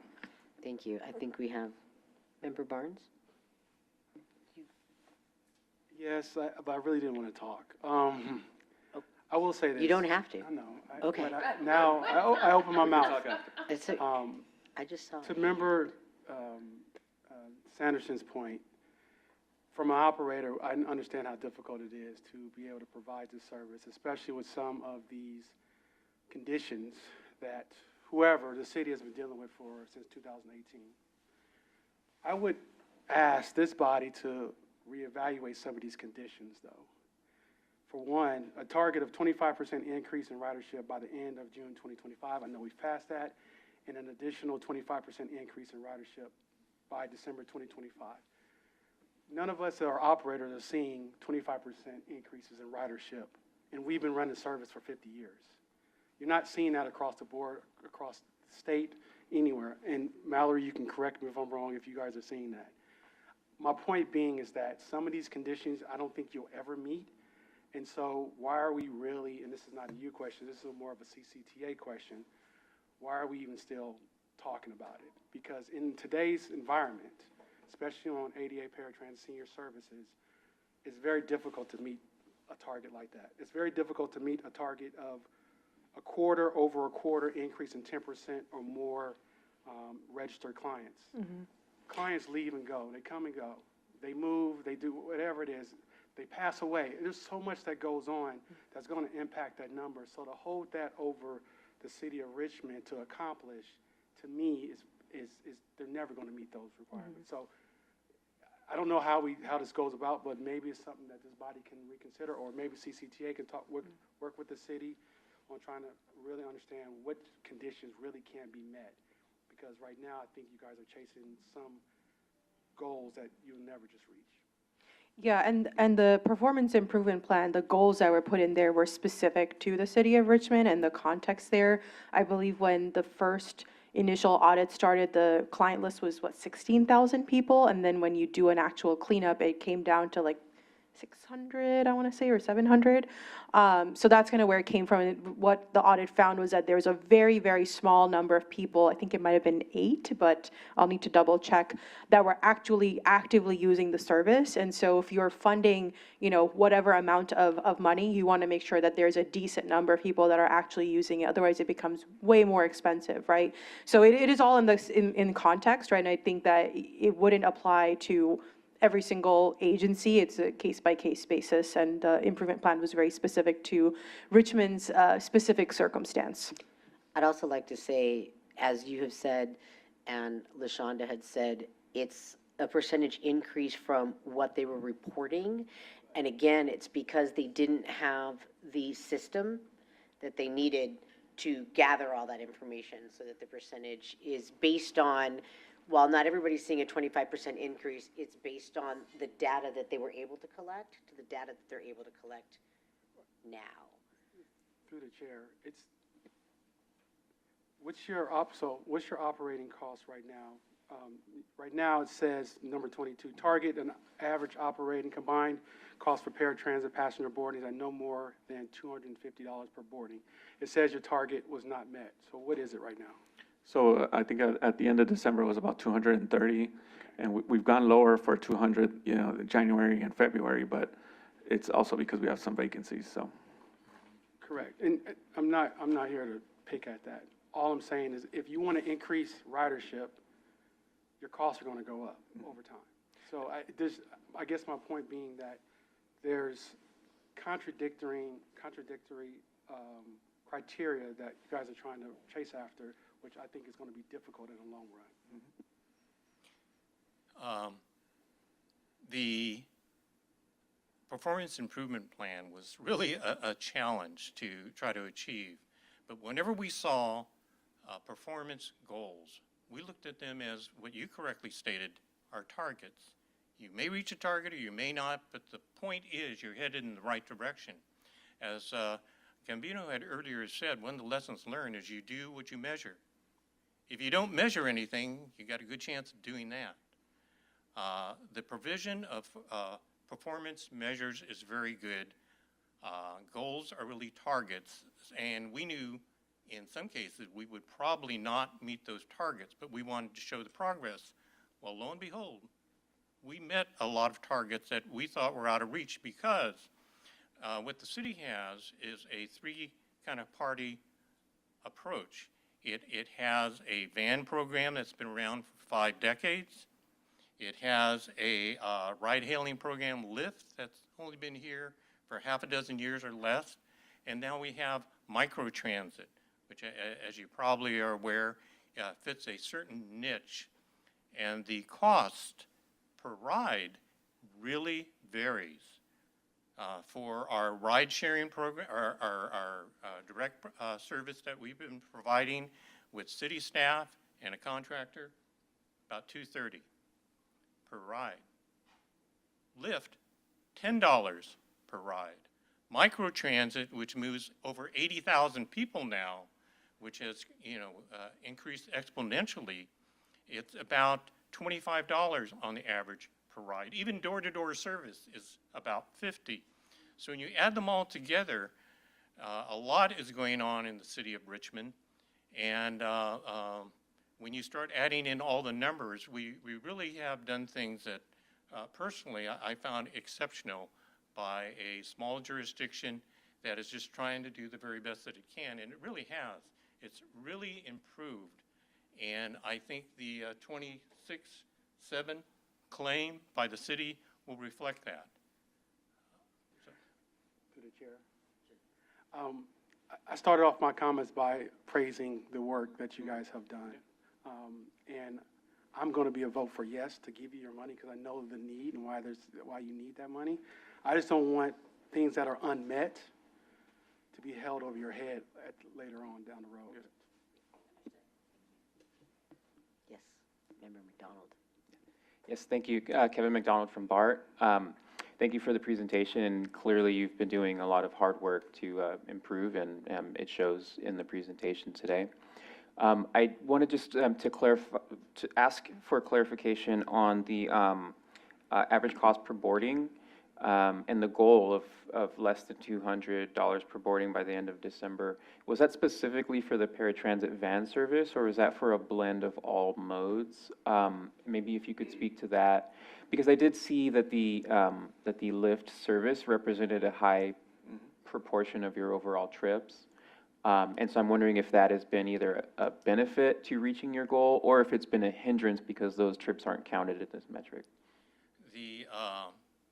That target, the $200 per ride, was we interpreted as for the van because we were far under that overall. And it still pointed us in the direction of trying to become more and more efficient. But there were limitations with how it's set up, which is why we took an analysis, or performed an analysis of what was pointed out by the CCTA of delivery system options. In other words, having a contractor provide that service or something even maybe a bit more complex. And we're looking at all of those things for consideration by the community that will ultimately make the decision. And it'll be reflected in whatever that decision is, probably not this funding cycle, but maybe the following funding cycle in the Measure J. Did that answer your question? Yes, thank you. Okay, thank you. Member Sanders? Question. In whose jurisdiction falls the setting or the establishment of the objective standard rule that Member Barnes is addressing. Are you speaking to the performance improvement plan, like how that was developed? Yes, I think Member Barnes makes a great deal of sense, that there has to be a certain amount of objectivity so that we're not asking jurisdictions to do something that's unusual or inappropriate. Yes, so the performance improvement plan was developed with the city and then also with the audit team at Advanced Mobility Group. Their staff supported with this process, and again, it was specific to the city of Richmond and the specific circumstance. We are definitely working on developing broader parameters for the future because we should have general metrics that are not specific to any one entity, but at a high level, right, what is a good outcome to have and what is not a good outcome to have. With paratransit and accessible transportation services, you're looking at such a wide range of services that numbers can be anywhere from $30 for a ride to maybe $300 for a ride. And so that's where there's a lot of nuance that comes into play in terms of what is a good outcome to have and what should we be aiming towards. But the plan itself was developed with the AMG team and city staff. It seems to me that even the determination of the cost of the ride needs to be objectively determined, such that we have the same standard applying to the Richmond area as the Orinda, Lafayette, or Walnut Creek areas. A lot of it will be impacted by your service model, like if you are contracting out or if it's in-house and what the labor cost is going to look like, which will vary heavily depending on if it's contracted or in-house. If it's someone who's full-time, who has benefits, who has pension, or if it's someone who's part-time, who doesn't have those things. So the cost will always have that kind of nuance that you have to apply, but we can maybe create a system where you can say that if it's contracted, if versus not contracted, maybe we have some standards there. But a lot of research needs to be done on that front. Is this CCTA's job? Yes. Thank you. Yeah. Member Sanderson. I think you're all right. But I would like to say, I agree with Member Barnes that some of these metric targets seem a little off to me. Also, I noticed that there's a 25% increase in ridership, 10% increase in registered clients. 25% over what? I would find that really useful in a staff report to see what the actual numbers we're talking about are. Because when you just start throwing around percentages, it's, you know, a big percentage of a small number and a small percentage of a big number may be the same number, but they mean really different things. I also would actually really caution, I see the appeal of adopting totally uniform standards across the board and saying contracted service shouldn't cost more than X and directly operated service shouldn't cost more than Y. I think it's really, really critical to develop those standards to some extent on a project-by-project basis, just because the local operating conditions, as you mentioned, really do make an enormous difference, and some of the ins and outs of the service model or the individual operational rules, you know, no two are going to be alike. And so I wouldn't want to get into a position where we've inadvertently created a standard that kind of puts us back in this place where we're trying to apply a standard that doesn't necessarily make sense. So. Yeah, and ACTC has an example, so we'll look through that, and there's also a national working group that I'm a part of that has been talking about, you know, what would it look like to have, what are the national standards or things that we can be looking to. So, but there's a lot of nuance that would have to be applied to any type of standard creation. Has anyone suggested to CCTA that it establish a range of numbers? When I reviewed the Richmond materials from last year, we literally had nothing against which to measure, and it was very unhelpful. And there was a very serious question about whether or not we were overreacting And I don't want to see that happen again. Agreed. Yes, I'm definitely working on that for this year's process, and we'll have more time for next year, so that the subcommittee is also very informed on, what they're looking at and why numbers might look different. And we have strongly encouraged all of the claimants to use Form B, the narrative form, to explain why their numbers look the way that they do. So if you see a number and you're like, whoa, what's going on here, right? They have an opportunity to explain, and also in the subcommittee process, when they meet with all the claimants, that will be a chance for more context to be added, because all the data has to be looked at in the context of the service provider. Halima, it seems to me that there's an obligation on the part of CCTA to advise the member jurisdictions as to what is a generally acceptable range.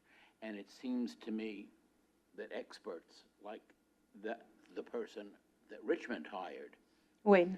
are going to be the appropriate source of that information. Yes, we're working on it. It's going to take time. This kind of stuff will take time, but we are working on it. Any other further comments? Yeah, I just wanted to echo the recognition from some of these members. And for some who are newer,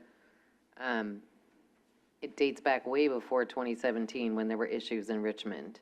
And there were no benchmarks to compare it to because there was zero service being recorded and delivered in some of those years.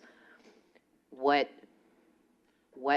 this group of humans has done is remarkable, and you deserve to be commended and thanked, because there are people receiving services that weren't until your eyeballs were on it. So thank you. I actually have one other, which was a great one, identifying support and administrative support, and maybe just a mention, not this year, next year, in the claim form saying, okay, what is your administrative support for this? And identifying any gaps in needs of administrative support. And I know that here we've gone round and round about how much administrative support can you charge to Measure J? Right? So I think that has not been identified. We're not going to be able to identify that. The rules have been set, but moving forward for a new measure, exactly has been said, okay, so we realize there's administrative costs. So we're going to set in this, that so much of this tax measure, 3%, 5%, 10%, 20%, whatever it is, can be charged to administrative costs to make sure that all agencies are being successful, because as Member Sanders has brought up as well, every agency runs differently. And every agency charges budget differently, and every agency expects certain departments to function. So I just wanted to bring that up, that it would be nice in future claim forms to just add that as a small section. What administrative support is being charged, and what administrative gaps do you see here that might need to be moved forward? And then, again, that being public record, as Board Member Mitchoff had said, now we have it there, it's part of a public record, people can see, and the efforts that are being made for that to be managed appropriately from all agencies. Yes, and I also think, want to highlight that on the note of administrative support, WCTAC also is another entity, and I don't know how much that has been utilized, but another entity for the 20B claimants to also utilize as technical and administrative support in that process. I will attest to that. Corey has absolutely offered his help from WCTAC, to support the agency for that. So thank you. Any other comments before we make a motion, which I will restate what the motion is? First, okay, yeah. Do we have any public comment? We do. Corey Riley?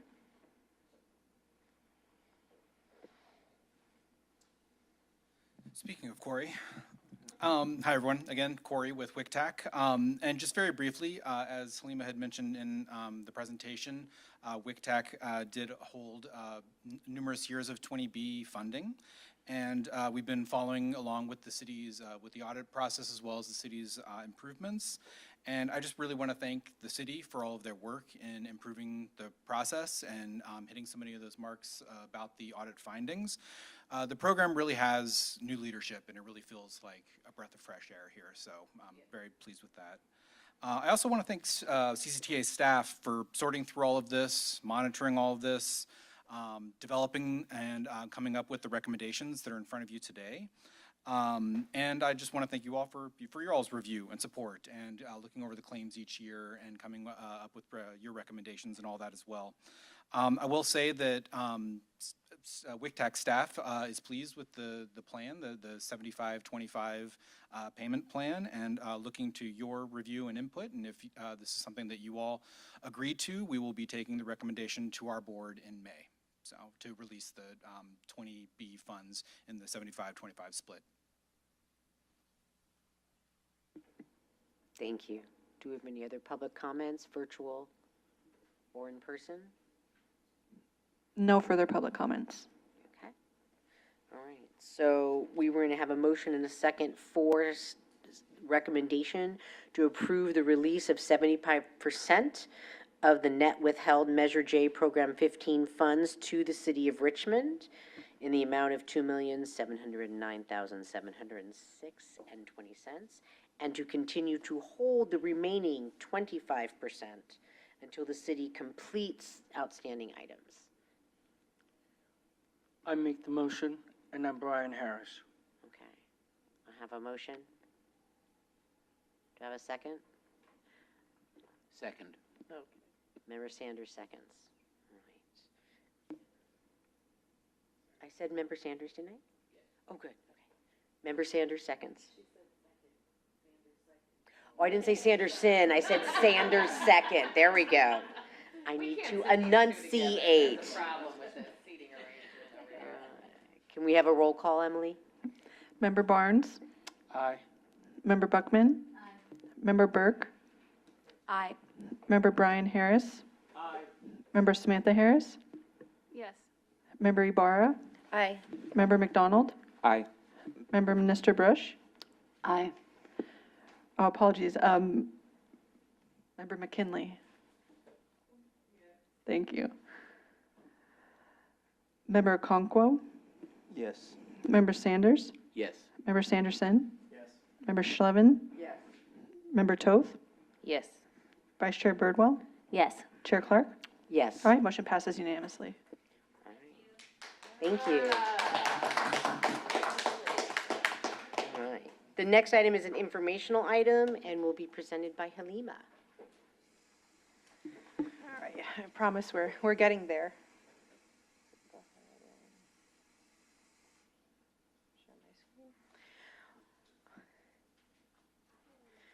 All right, I am here to talk about the travel training program that we've been working on. Many of you have been along with us on this journey. So I'm just going to share a quick overview of the program concept that we've come up with so far based on feedback.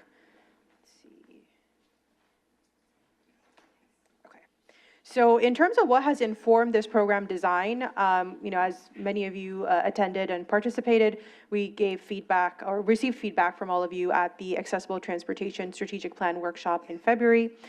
We had a group session to gather feedback from stakeholders and also learn about what lessons were learned from the County Connection and WICTAC travel training programs.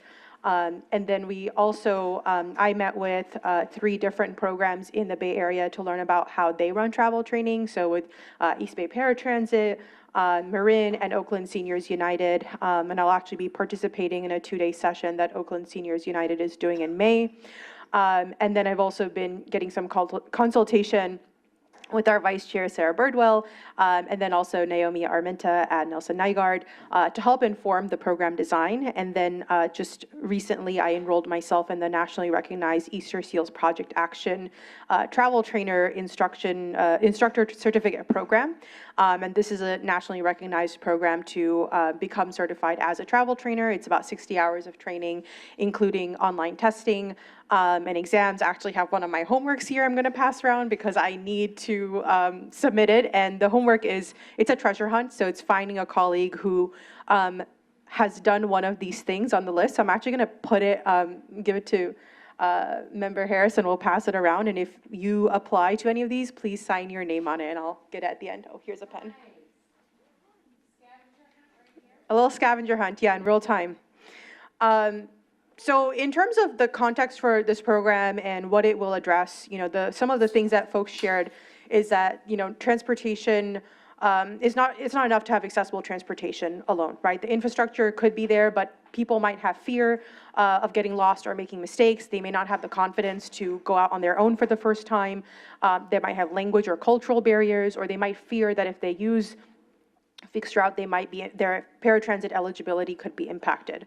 So what we want to build is a program that creates confidence and safe spaces for people to practice and ask questions and build that emotional readiness. Support them with practical skills around trip planning, how to use Clipper cards, Google Maps, all the different apps that exist around wayfinding. And how to advocate for yourself as well, right? And what are those accessibility features and what are your rights when you are on a transit system? And the goal is to build long-term independence. There was a lot of ideas that folks shared about who this program should serve. And so we wanted to make this kind of right-size it to make it realistic for what capacity we have now versus what we can build later. So I'm calling this the minimum viable product. What do we need to get the program out the door? And then what do we build as we go? So starting with and focusing on older adults, people with disabilities, and their caregivers and family members who might want to accompany them on a group trip or might be the ones that enroll them in the program. That will be the core focus, and then later we can add other groups like youth or transitional age individuals, equity priority communities, or even think about multi-jurisdiction travelers and partner with other travel training programs if they're crossing multiple counties. So we're creating a program that we want to be able to scale in phases. And so in phase one, we'll just start with providing one level of service, and then we can build as we go. But having 3 different tiers of service. So the first level being just doing an overview presentation. Here's what the program is about, because outreach and awareness is such a huge part of getting a program like this off the ground. And then doing these skills workshops, right? These could be 30 minutes to an hour, doing them in person. It could be virtual. It could also be an online module, but having those in spaces where people are already connected into, like senior centers or libraries. And this could be a session on how to use a Clipper card, for example, or how to use a transit app. The second level would be group trips. So this is something that we heard was a huge and popular positive feedback from past programs. It is a bigger lift, right, to do a group trip. And so we'll roll that out in phase 2. But this would be a small group of people going on a guided trip to a place that they want to learn how to go to or go to frequently. And this is also a good space for peer connection and social connection. And then the last level is that one-on-one intensive for those who have higher needs or need like very, very specific type of support. And this is something that we would roll out in a later phase because, again, it requires more level of resources. And so when someone is interested in participating in the program, they would go through a sign-up form, and then they would be assigned one of these 3 levels based on what they share about themselves, right? And that will allow us to start matching people into the right level of service based on their background and their need. This is kind of a mock-up of what it could look like to have, the website component and have like a digital library where people can actually see videos and have it broken down by various modules. We could add quiz components, we can build on it. I don't want to get too fancy or too tech. We want to keep it low tech in terms of the interface and being able to navigate it. But for those individuals who are not connected to a community center, or we're not able to reach them in other ways, and they could also watch some of these videos, or if they just want to learn one thing and that's it, then this would be a great option for them. In terms of how we would go through this whole process of bringing someone into the program and matching them, we'll definitely have some type of sign-up form that captures their information, including their geographic area, their current familiarity with transportation. If they might already know that I'm ready for a group trip, so they can share what they would like to try first, access or language needs, and then other questions that we'll still need to develop, like, are you able to walk for 20 minutes? And if they say no, then they may not be able to do a group trip. They may not be ready for that level, right? Or understanding, who are you going to bring a caregiver with you? So there'll be a lot there to ask in that sign-up process. But once they complete the sign-up process, we will have 2 different ways to kind of match them into a program, right? And so one could be through demand pool matching, where you wait for a number of people to sign up in a certain geographic area or for a specific skills workshop before we say, okay, we're going to do a session centered around these 5 people who showed interest. Or we could do pre-scheduled kind of drop-in sessions that don't have any signups required. You might just be walking by and see, oh, there's a thing happening at the library, I'm going to walk in there. And that could also be another way to bring someone into the program. And then in terms of incentives, we definitely want to give folks Clipper cards that have funds loaded on them as an incentive for their participation. The amount of money is to be determined and I think will depend on the budget and also learning what other programs have done for their incentives. But it could be that for every module you complete or for every skill session you attend, you're getting $5 added to your Clipper card. And what that allows us to do is actually see if someone used their Clipper card after coming through the program and then be able to track the outcomes, which is very important for us to know, did you actually use transportation after completing this? We would also do a 30-day and a 90-day kind of check-in to understand more about how their experience was. If they want to continue, they need more support, they have more questions, or they feel like what they got was substantive enough for them to travel independently.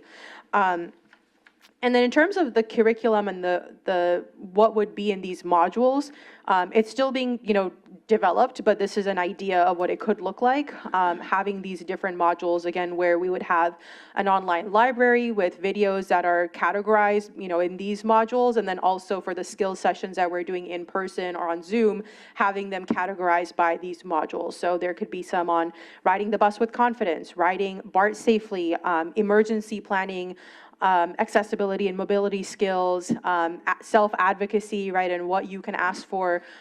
Some people might have concerns, right? Can I ask the bus driver to help me with this, for example, right? Or knowing that bus drivers could help you with securement, for example.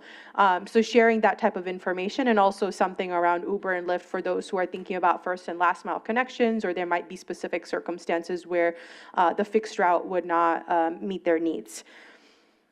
In terms of how we are proposing to deliver this, a lot of people shared this idea of train the trainers at the workshop when they were giving feedback. And so I really like that because it doesn't create a whole new organization or no new system. It's really going off of what already exists. And so CCTA would be the hub in terms of providing central coordination countywide, developing a curriculum and standards for the program, figuring out what the certification will look like for trainers in our local community. I think the Easter Seals program it's very solid, but it's also 60 hours and it's expensive. So I'm going through that so I can see, what do we pare down and what do we make available for someone who works at a senior center or a library or a transit provider that is more realistic. And maybe that's a half-day training versus doing 60 hours of training, right? And they're also going to be doing different levels of engagement, right? If you're doing a session in a library room on how to use Clipper Card, you don't need 60 hours of training. But if you're doing a group trip and you're taking people out, that would require a different level of training. So we'll work on figuring out what that looks like, and also make sure that there's countywide coordination, language access, right? If there's specific languages that we need to translate materials into, we would be able to do that. And then in terms of the spokes, we definitely want to partner with all of you that are here today and all the folks that we've engaged so far. And we've actually shared a partner survey with folks to solicit specific information from potential partners on what kind of capacity they have, what level of involvement they'd like to have, if there's any staff in their network or in their office that would like to become a trainer, what resources they need and what support they would need to make that happen. So as I'm going through that, I'm meeting with different partners to start putting together partner agreements and figuring out what that's going to look like. But we want to make sure the service is delivered by the people in the community that are already trusted, right? We know that folks know someone like Brian and they will come to Brian. They are not going to come to me. And so we want to create that pipeline where it's going through trusted individuals in the community. Yeah, and then on that note, again, using these community presentations is one way to share the information, trusted messengers, print and digital materials, and then really encouraging people who go through the program as well to share their experience with others. So in terms of the minimum viable product, right, what is this core phase one that we're building right now? Core curriculum is one of them, and that includes having facilitation playbooks, scripts for the trainers, print versions of all of the digital materials, figuring out what the modules are going to look like, finalizing those content pieces. Second piece is having a trainer toolkit. What is a trainer experience going to look like? What kind of training do they need to go to? What onboarding will they need? What kinds of materials do they need to actually deliver the service? How are we checking in with them?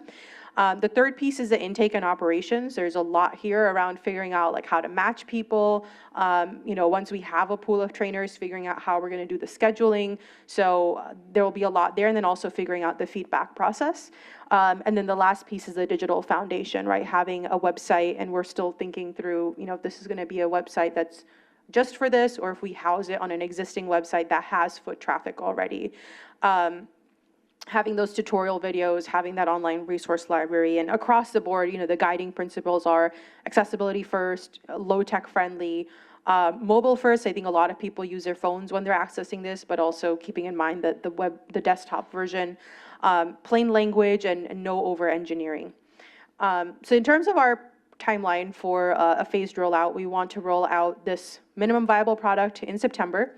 And have an online library ready, a core curriculum ready, and then a first trainer cohort certified.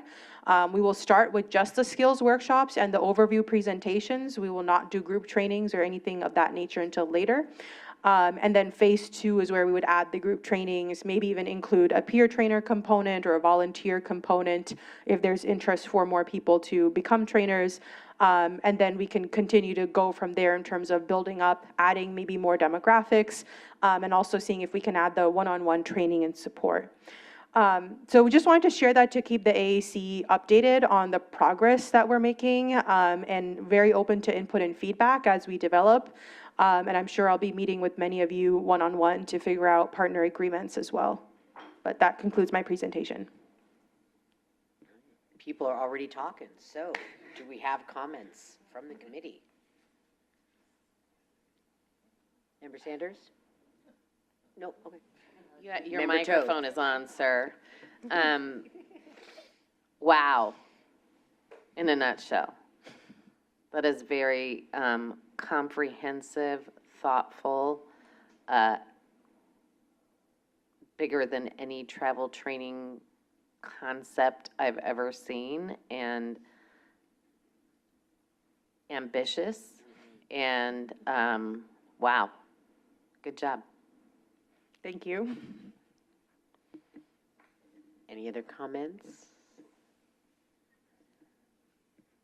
Member Ibarra? Thank you. Can you talk about how riders have participated in the development of this, or if there will be opportunities for that? Right now, we haven't had any riders participate. I think when we do the first launch in September is when we would want to get that feedback loop.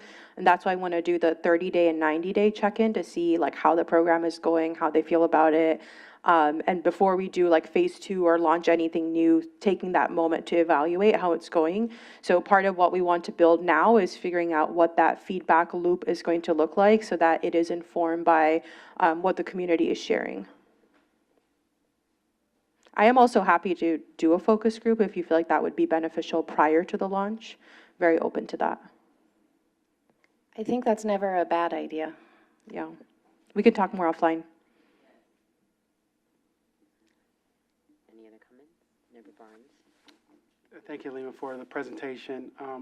You mentioned in your presentation these trainings could last 30 to 60 minutes, and that may just be an arbitrary number that you're throwing out there. But you also talked about building a trainer toolkit. And so I'm assuming, and correct me if I'm wrong, the transit agencies would be a part of the trainers that this trainer toolkit will be given to. And so are we assuming that we have 30 to 60 minutes in staff time to be able to allocate to this? Yeah, so the partner survey that I sent out does ask all the agencies, and hopefully we can talk offline as well about what Tri-Delta Transit has capacity. And actually, I think I'm meeting with your team tomorrow or Wednesday. But if it's an agency that's saying, we have this employee who's hourly, right, and now they're working 5 extra hours to deliver this service, let us know, right? So we can put that, identify what that cost is going to look like, and if you need to be reimbursed for certain items like staff time. That's all part of the process of kind of sharing and learning from partners what the needs are, because we know everyone is very stretched. You all are already doing the most, and this could be adding more to that. So we want to make sure that on our end, we're giving you everything that you need to be able to do that, and that it's as minimal as a lift as possible. But for something like a group trip, which would be on like your agency, for example, we want to make sure that we coordinate with you and that group trip is really being led by the service provider and not by CCTA. Like, we would not be going out and delivering the service, and you know your service best and how to talk about the features of what is on a Tri-Delta bus, right, and how to navigate that. And so we definitely want to make sure that all of those things are outlined in a written funding agreement that says, you know, this is how much money it's going to cost us, this is how much time we're going to put aside, these are the things we're going to do, and these are the things that we just can't do. So I want to understand more from every partner what that is. Great. And then my last question, if you go back to slide 8.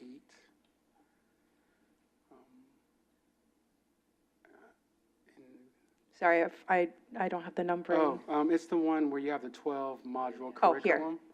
Yeah, we just talked a lot about microtransit, specifically from Richmond. I know we always just talk about Uber and Lyft, but there's other on-demand services. Tri-Delta has one, Richmond has one. I would add that to just make it more general. Yeah. On-demand services, so we just don't only think that it's only Uber and Lyft that are doing what everyone else is doing. I'm going to make a note of that. Thank you. Any other comments? Member Buckman? I was just wondering, how about insurance? Insurance for a group trip? Yes. I have to consult our legal team, but that is definitely on my mind. Okay. In figuring that out, Sarah and I were just talking about it at one of our meetings. We were like, what is the insurance, liability, all of that? So we do need to have legal consultation on this program. Yeah, and group trips will be rolled out in phase 2, so we have a little bit of time to think about that, but even for a skill session, we'll still ask about that as well. Yeah.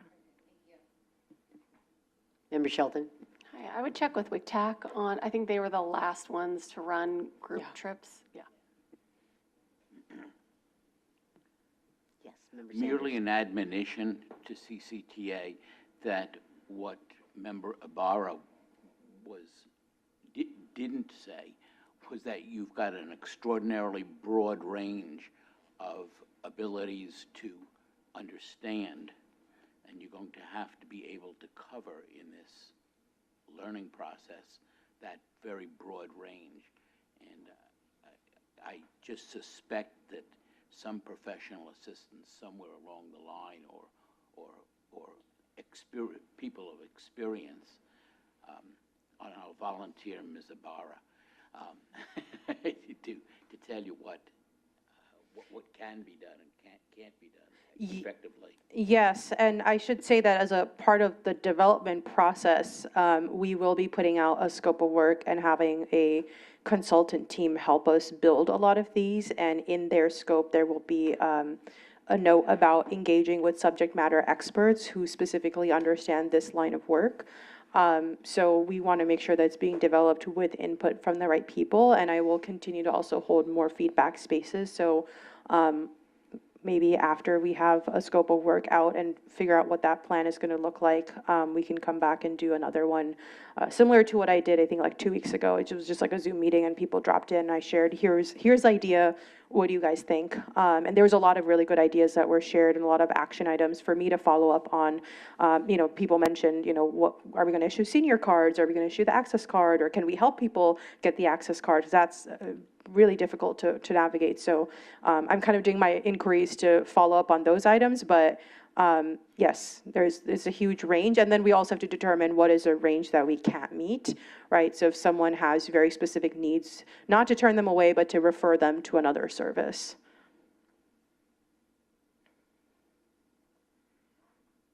Anything else? Any comments from the committee? Thank you, Halima. Do we have any public comment? No public comment, written or virtual. Okay, thank you. The last regular agenda item is informational as well, presented by Halima. Thank you. I'm just here to give an update on the outreach that we've been doing for the Office of Accessibility. We completed our first 2 outreach events, which was really exciting. Went to the Oakley Studio 55 for a lunch session and the Concord Senior Center as well for lunch and bingo. And we've been able to get signups, and we've also been gathering interest for this program from individuals, sharing more about our office, what we do, and understanding more about what people are interested in.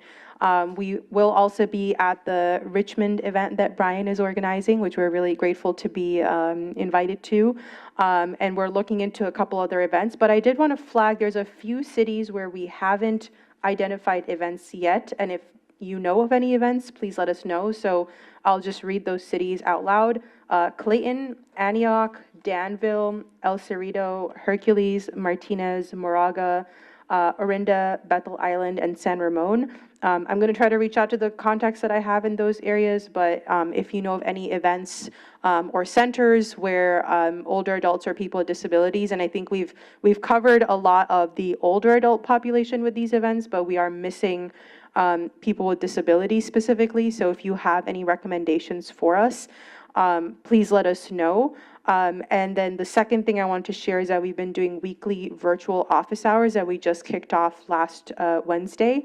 And so this is from 5:30 to 6:30, and it's a drop-in for anyone who wants to chat with us. We had a lot of residents from Orinda join us at the last one, and I know some of you have been sharing that. Thank you, Debbie, for putting it in your newsletter. And Chal is actually going to be a guest speaker at the next 2 because a lot of the questions at the virtual office hours was about people wanting to connect to service and less so about maybe feedback about service, so they didn't have a service at all. And so we're hoping that Mobility Matters can bring that expertise that they already have of matching the right users to the right providers. So we'll see how the next few goes, but I'll continue reporting out. Thank you, Halima. Do we have any questions or comments from the committee? Halima, do you have, Sorry, Vice Mayor Birdwell? sorry, well, did see it. I was just going to say that Pleasant Hill, Walnut Creek, Martinez, and Concord, they all do the dance for individuals with developmental disabilities. So every other month, they switch it off. And they're really great. And the kids are great, and the adults, I should say, too, but. So I think that would be good. And Martinez does it. So you said Martinez, so that would be a good. I had a contact, but she might have changed over, but if not, I'll give it to you. Thank you. Thank you. Member Harris, Brian Harris. In regards to the virtual hours, have you guys drafted a separate flyer? A flyer for that right here? If I could have access to that here, then I can network it with my friends. And then, yeah, I found it here that an individual flyer right here with that notification, and then we could hit it to the target market right here, who could be persons who would use and would benefit those hours. Yes, I will make sure that maybe we can get the flyer out with the follow-up email to the And if I entire could AAC. recommend that when you're at our event next week, that you focus on that Yes, as your niche. will do. Thank you. Anyone else? Mayor Burke, Member Burke. Mayor, I like mayor. That sounds great, right? No, I was just saying, I'm pretty active in Danville and San Ramon, so I can put out some feelers and connect with you offline about those. Thank you. Go ahead. Member Barnes. Halima, are you going to be bringing back any comments that you're gathering from these groups? Yes, we have comment cards that we've been giving out. We haven't gotten a lot back, and then I shared a survey with some of the providers on what we put out as like a general open-ended. Right now, we've had 2. It's pretty low, so I'm really trying to push that. But for every event that we do an after-action report that says, here's how many people we interacted with, here's how many signups we got, here's how many like comment cards and surveys we got. And if we have any notable quotes or themes, all of that will be compiled into one final report at the end of this kind of 3-month outreach period.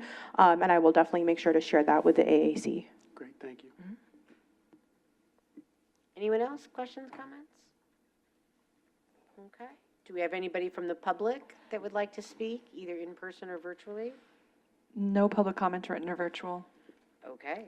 That concludes our regular agenda items. We're going to move on to reports. Thank you again, Halima. Do we have any transit operator updates or any transit operators that want to provide an update?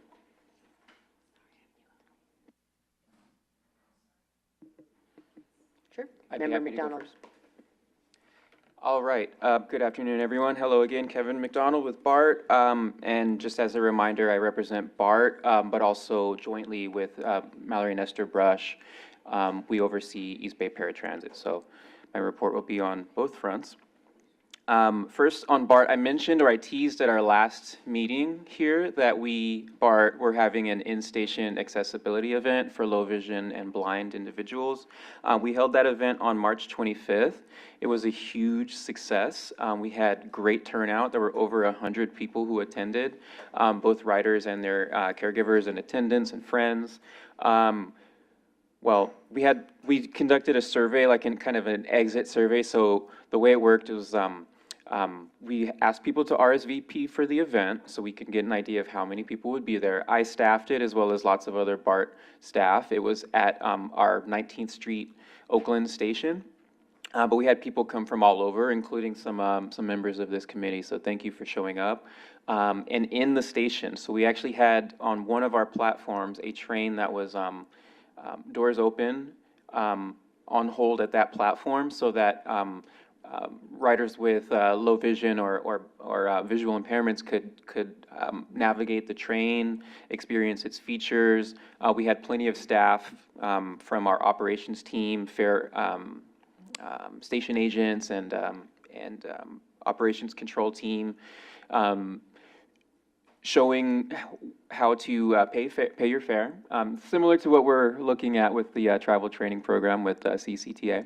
How to add money to your Clipper card, how to access and go through the fare gates, how to find the accessible fare gates, showing the new chimes that we rolled out so that even if you're not able to see that the fare gate has opened, a chime, if you hold your Clipper card for a beat longer, will make a chime sound to let you know to go in, demonstrating all those features. And then going down into the train and whether through Braille or other tactile or visual features for people with visual impairments to navigate the train. And we actually turned it into a treasure hunt as well. And so folks could, as they're going throughout the station, mark down the things that they found. And for example, like the hearing loops that are on the train, like confirm that you were able to find the hearing loops or the Braille or identify the number of the train car, things like that.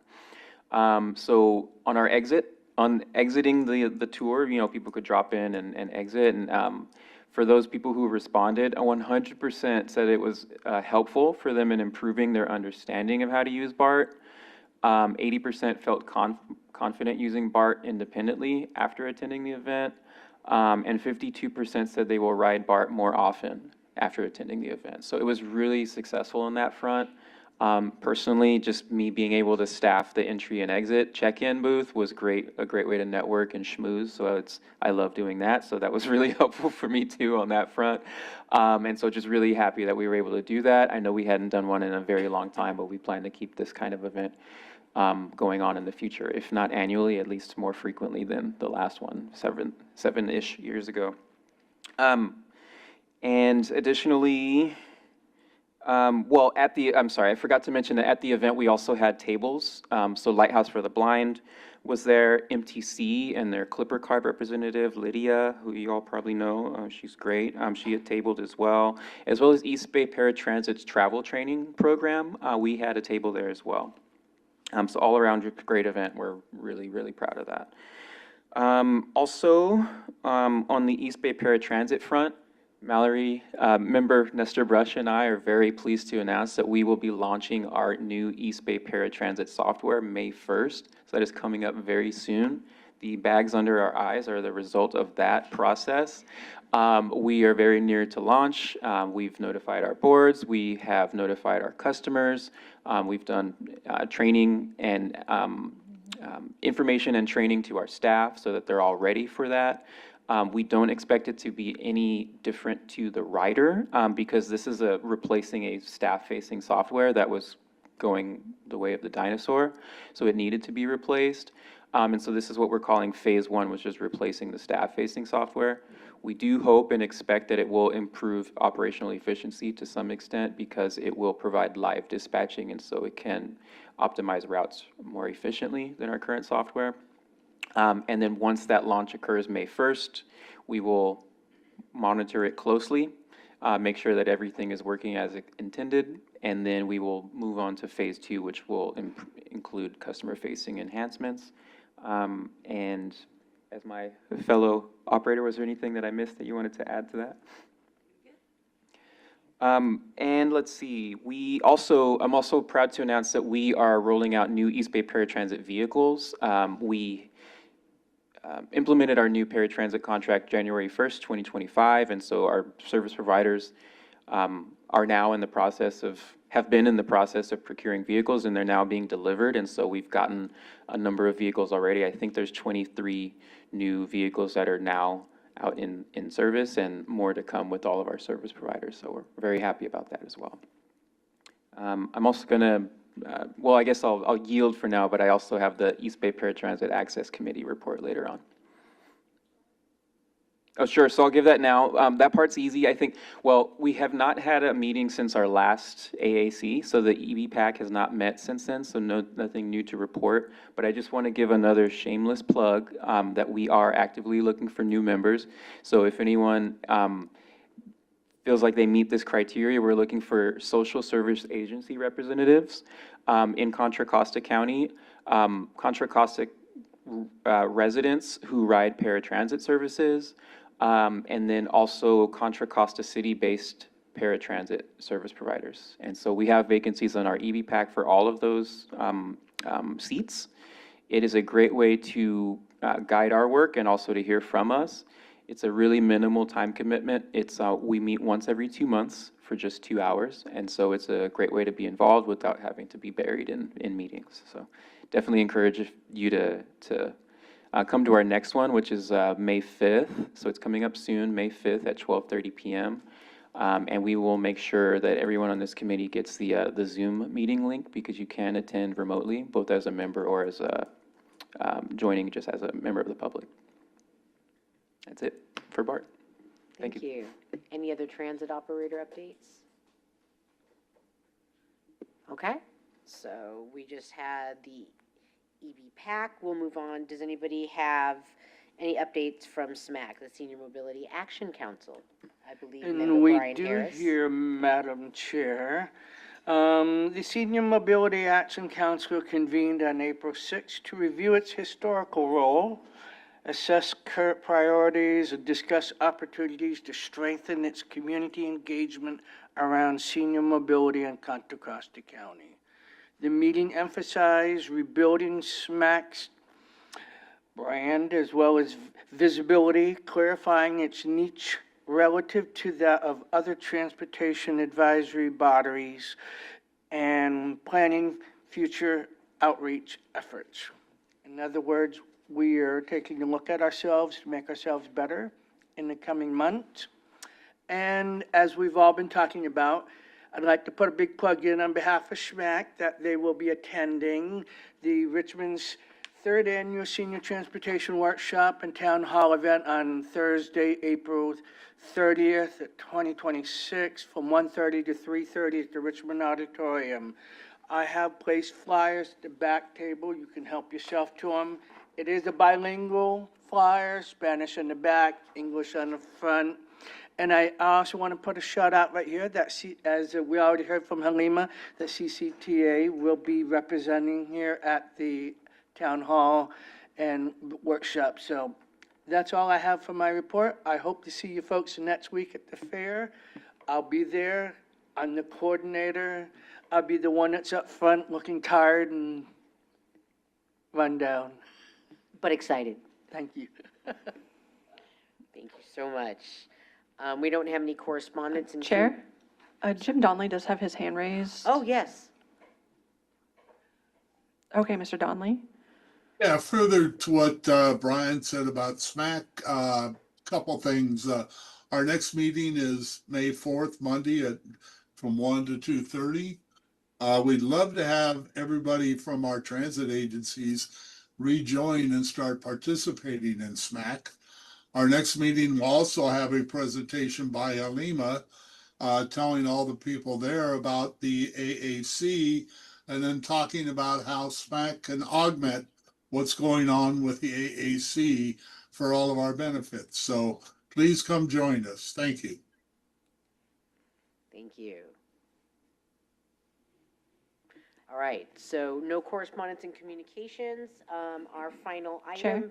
apologies again. We would like to take a moment before you conclude the meeting to introduce Nikki. Sure, absolutely. Nikki is our new programs director. We're very excited to have a full programs team now.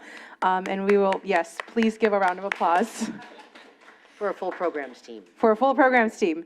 And so Nikki and I will be working closely together, and you're going to see a lot more of Nikki, but I will give Nikki a chance to introduce herself. Yeah, thank you so much, Halima. Very excited to join Halima and Danielle. Nikki Falletta, Director of Programs, CCTA.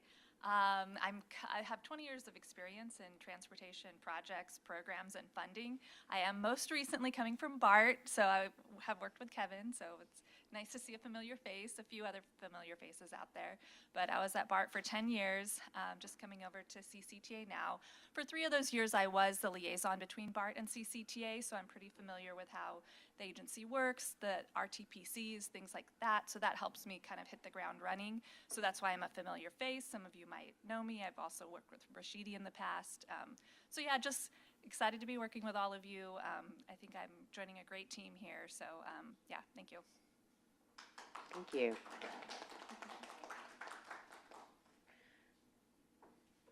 Okay. We'll go on to future agenda items. If anybody has any comments or things that they would like to have added on to future agendas. Yes, Member Sanderson. Yes, we would like to give a presentation on the one-seat ride program at an upcoming meeting, preferably soon. For the May one, correct? Yeah, the main one. The little ones I'll let Drennan talk about. I'll be doing a presentation at the next meeting on the one-seat ride to the Martinez Medical Center from San Pablo. So that'll come next meeting. So I don't know if we want to do it at the same time or, you know. Anybody else, any other major items they would like added to future agendas? Okay. Anyone from the public? No public comments, written or virtual. Okay, there we go. So, our next regularly scheduled meeting is for May 18th.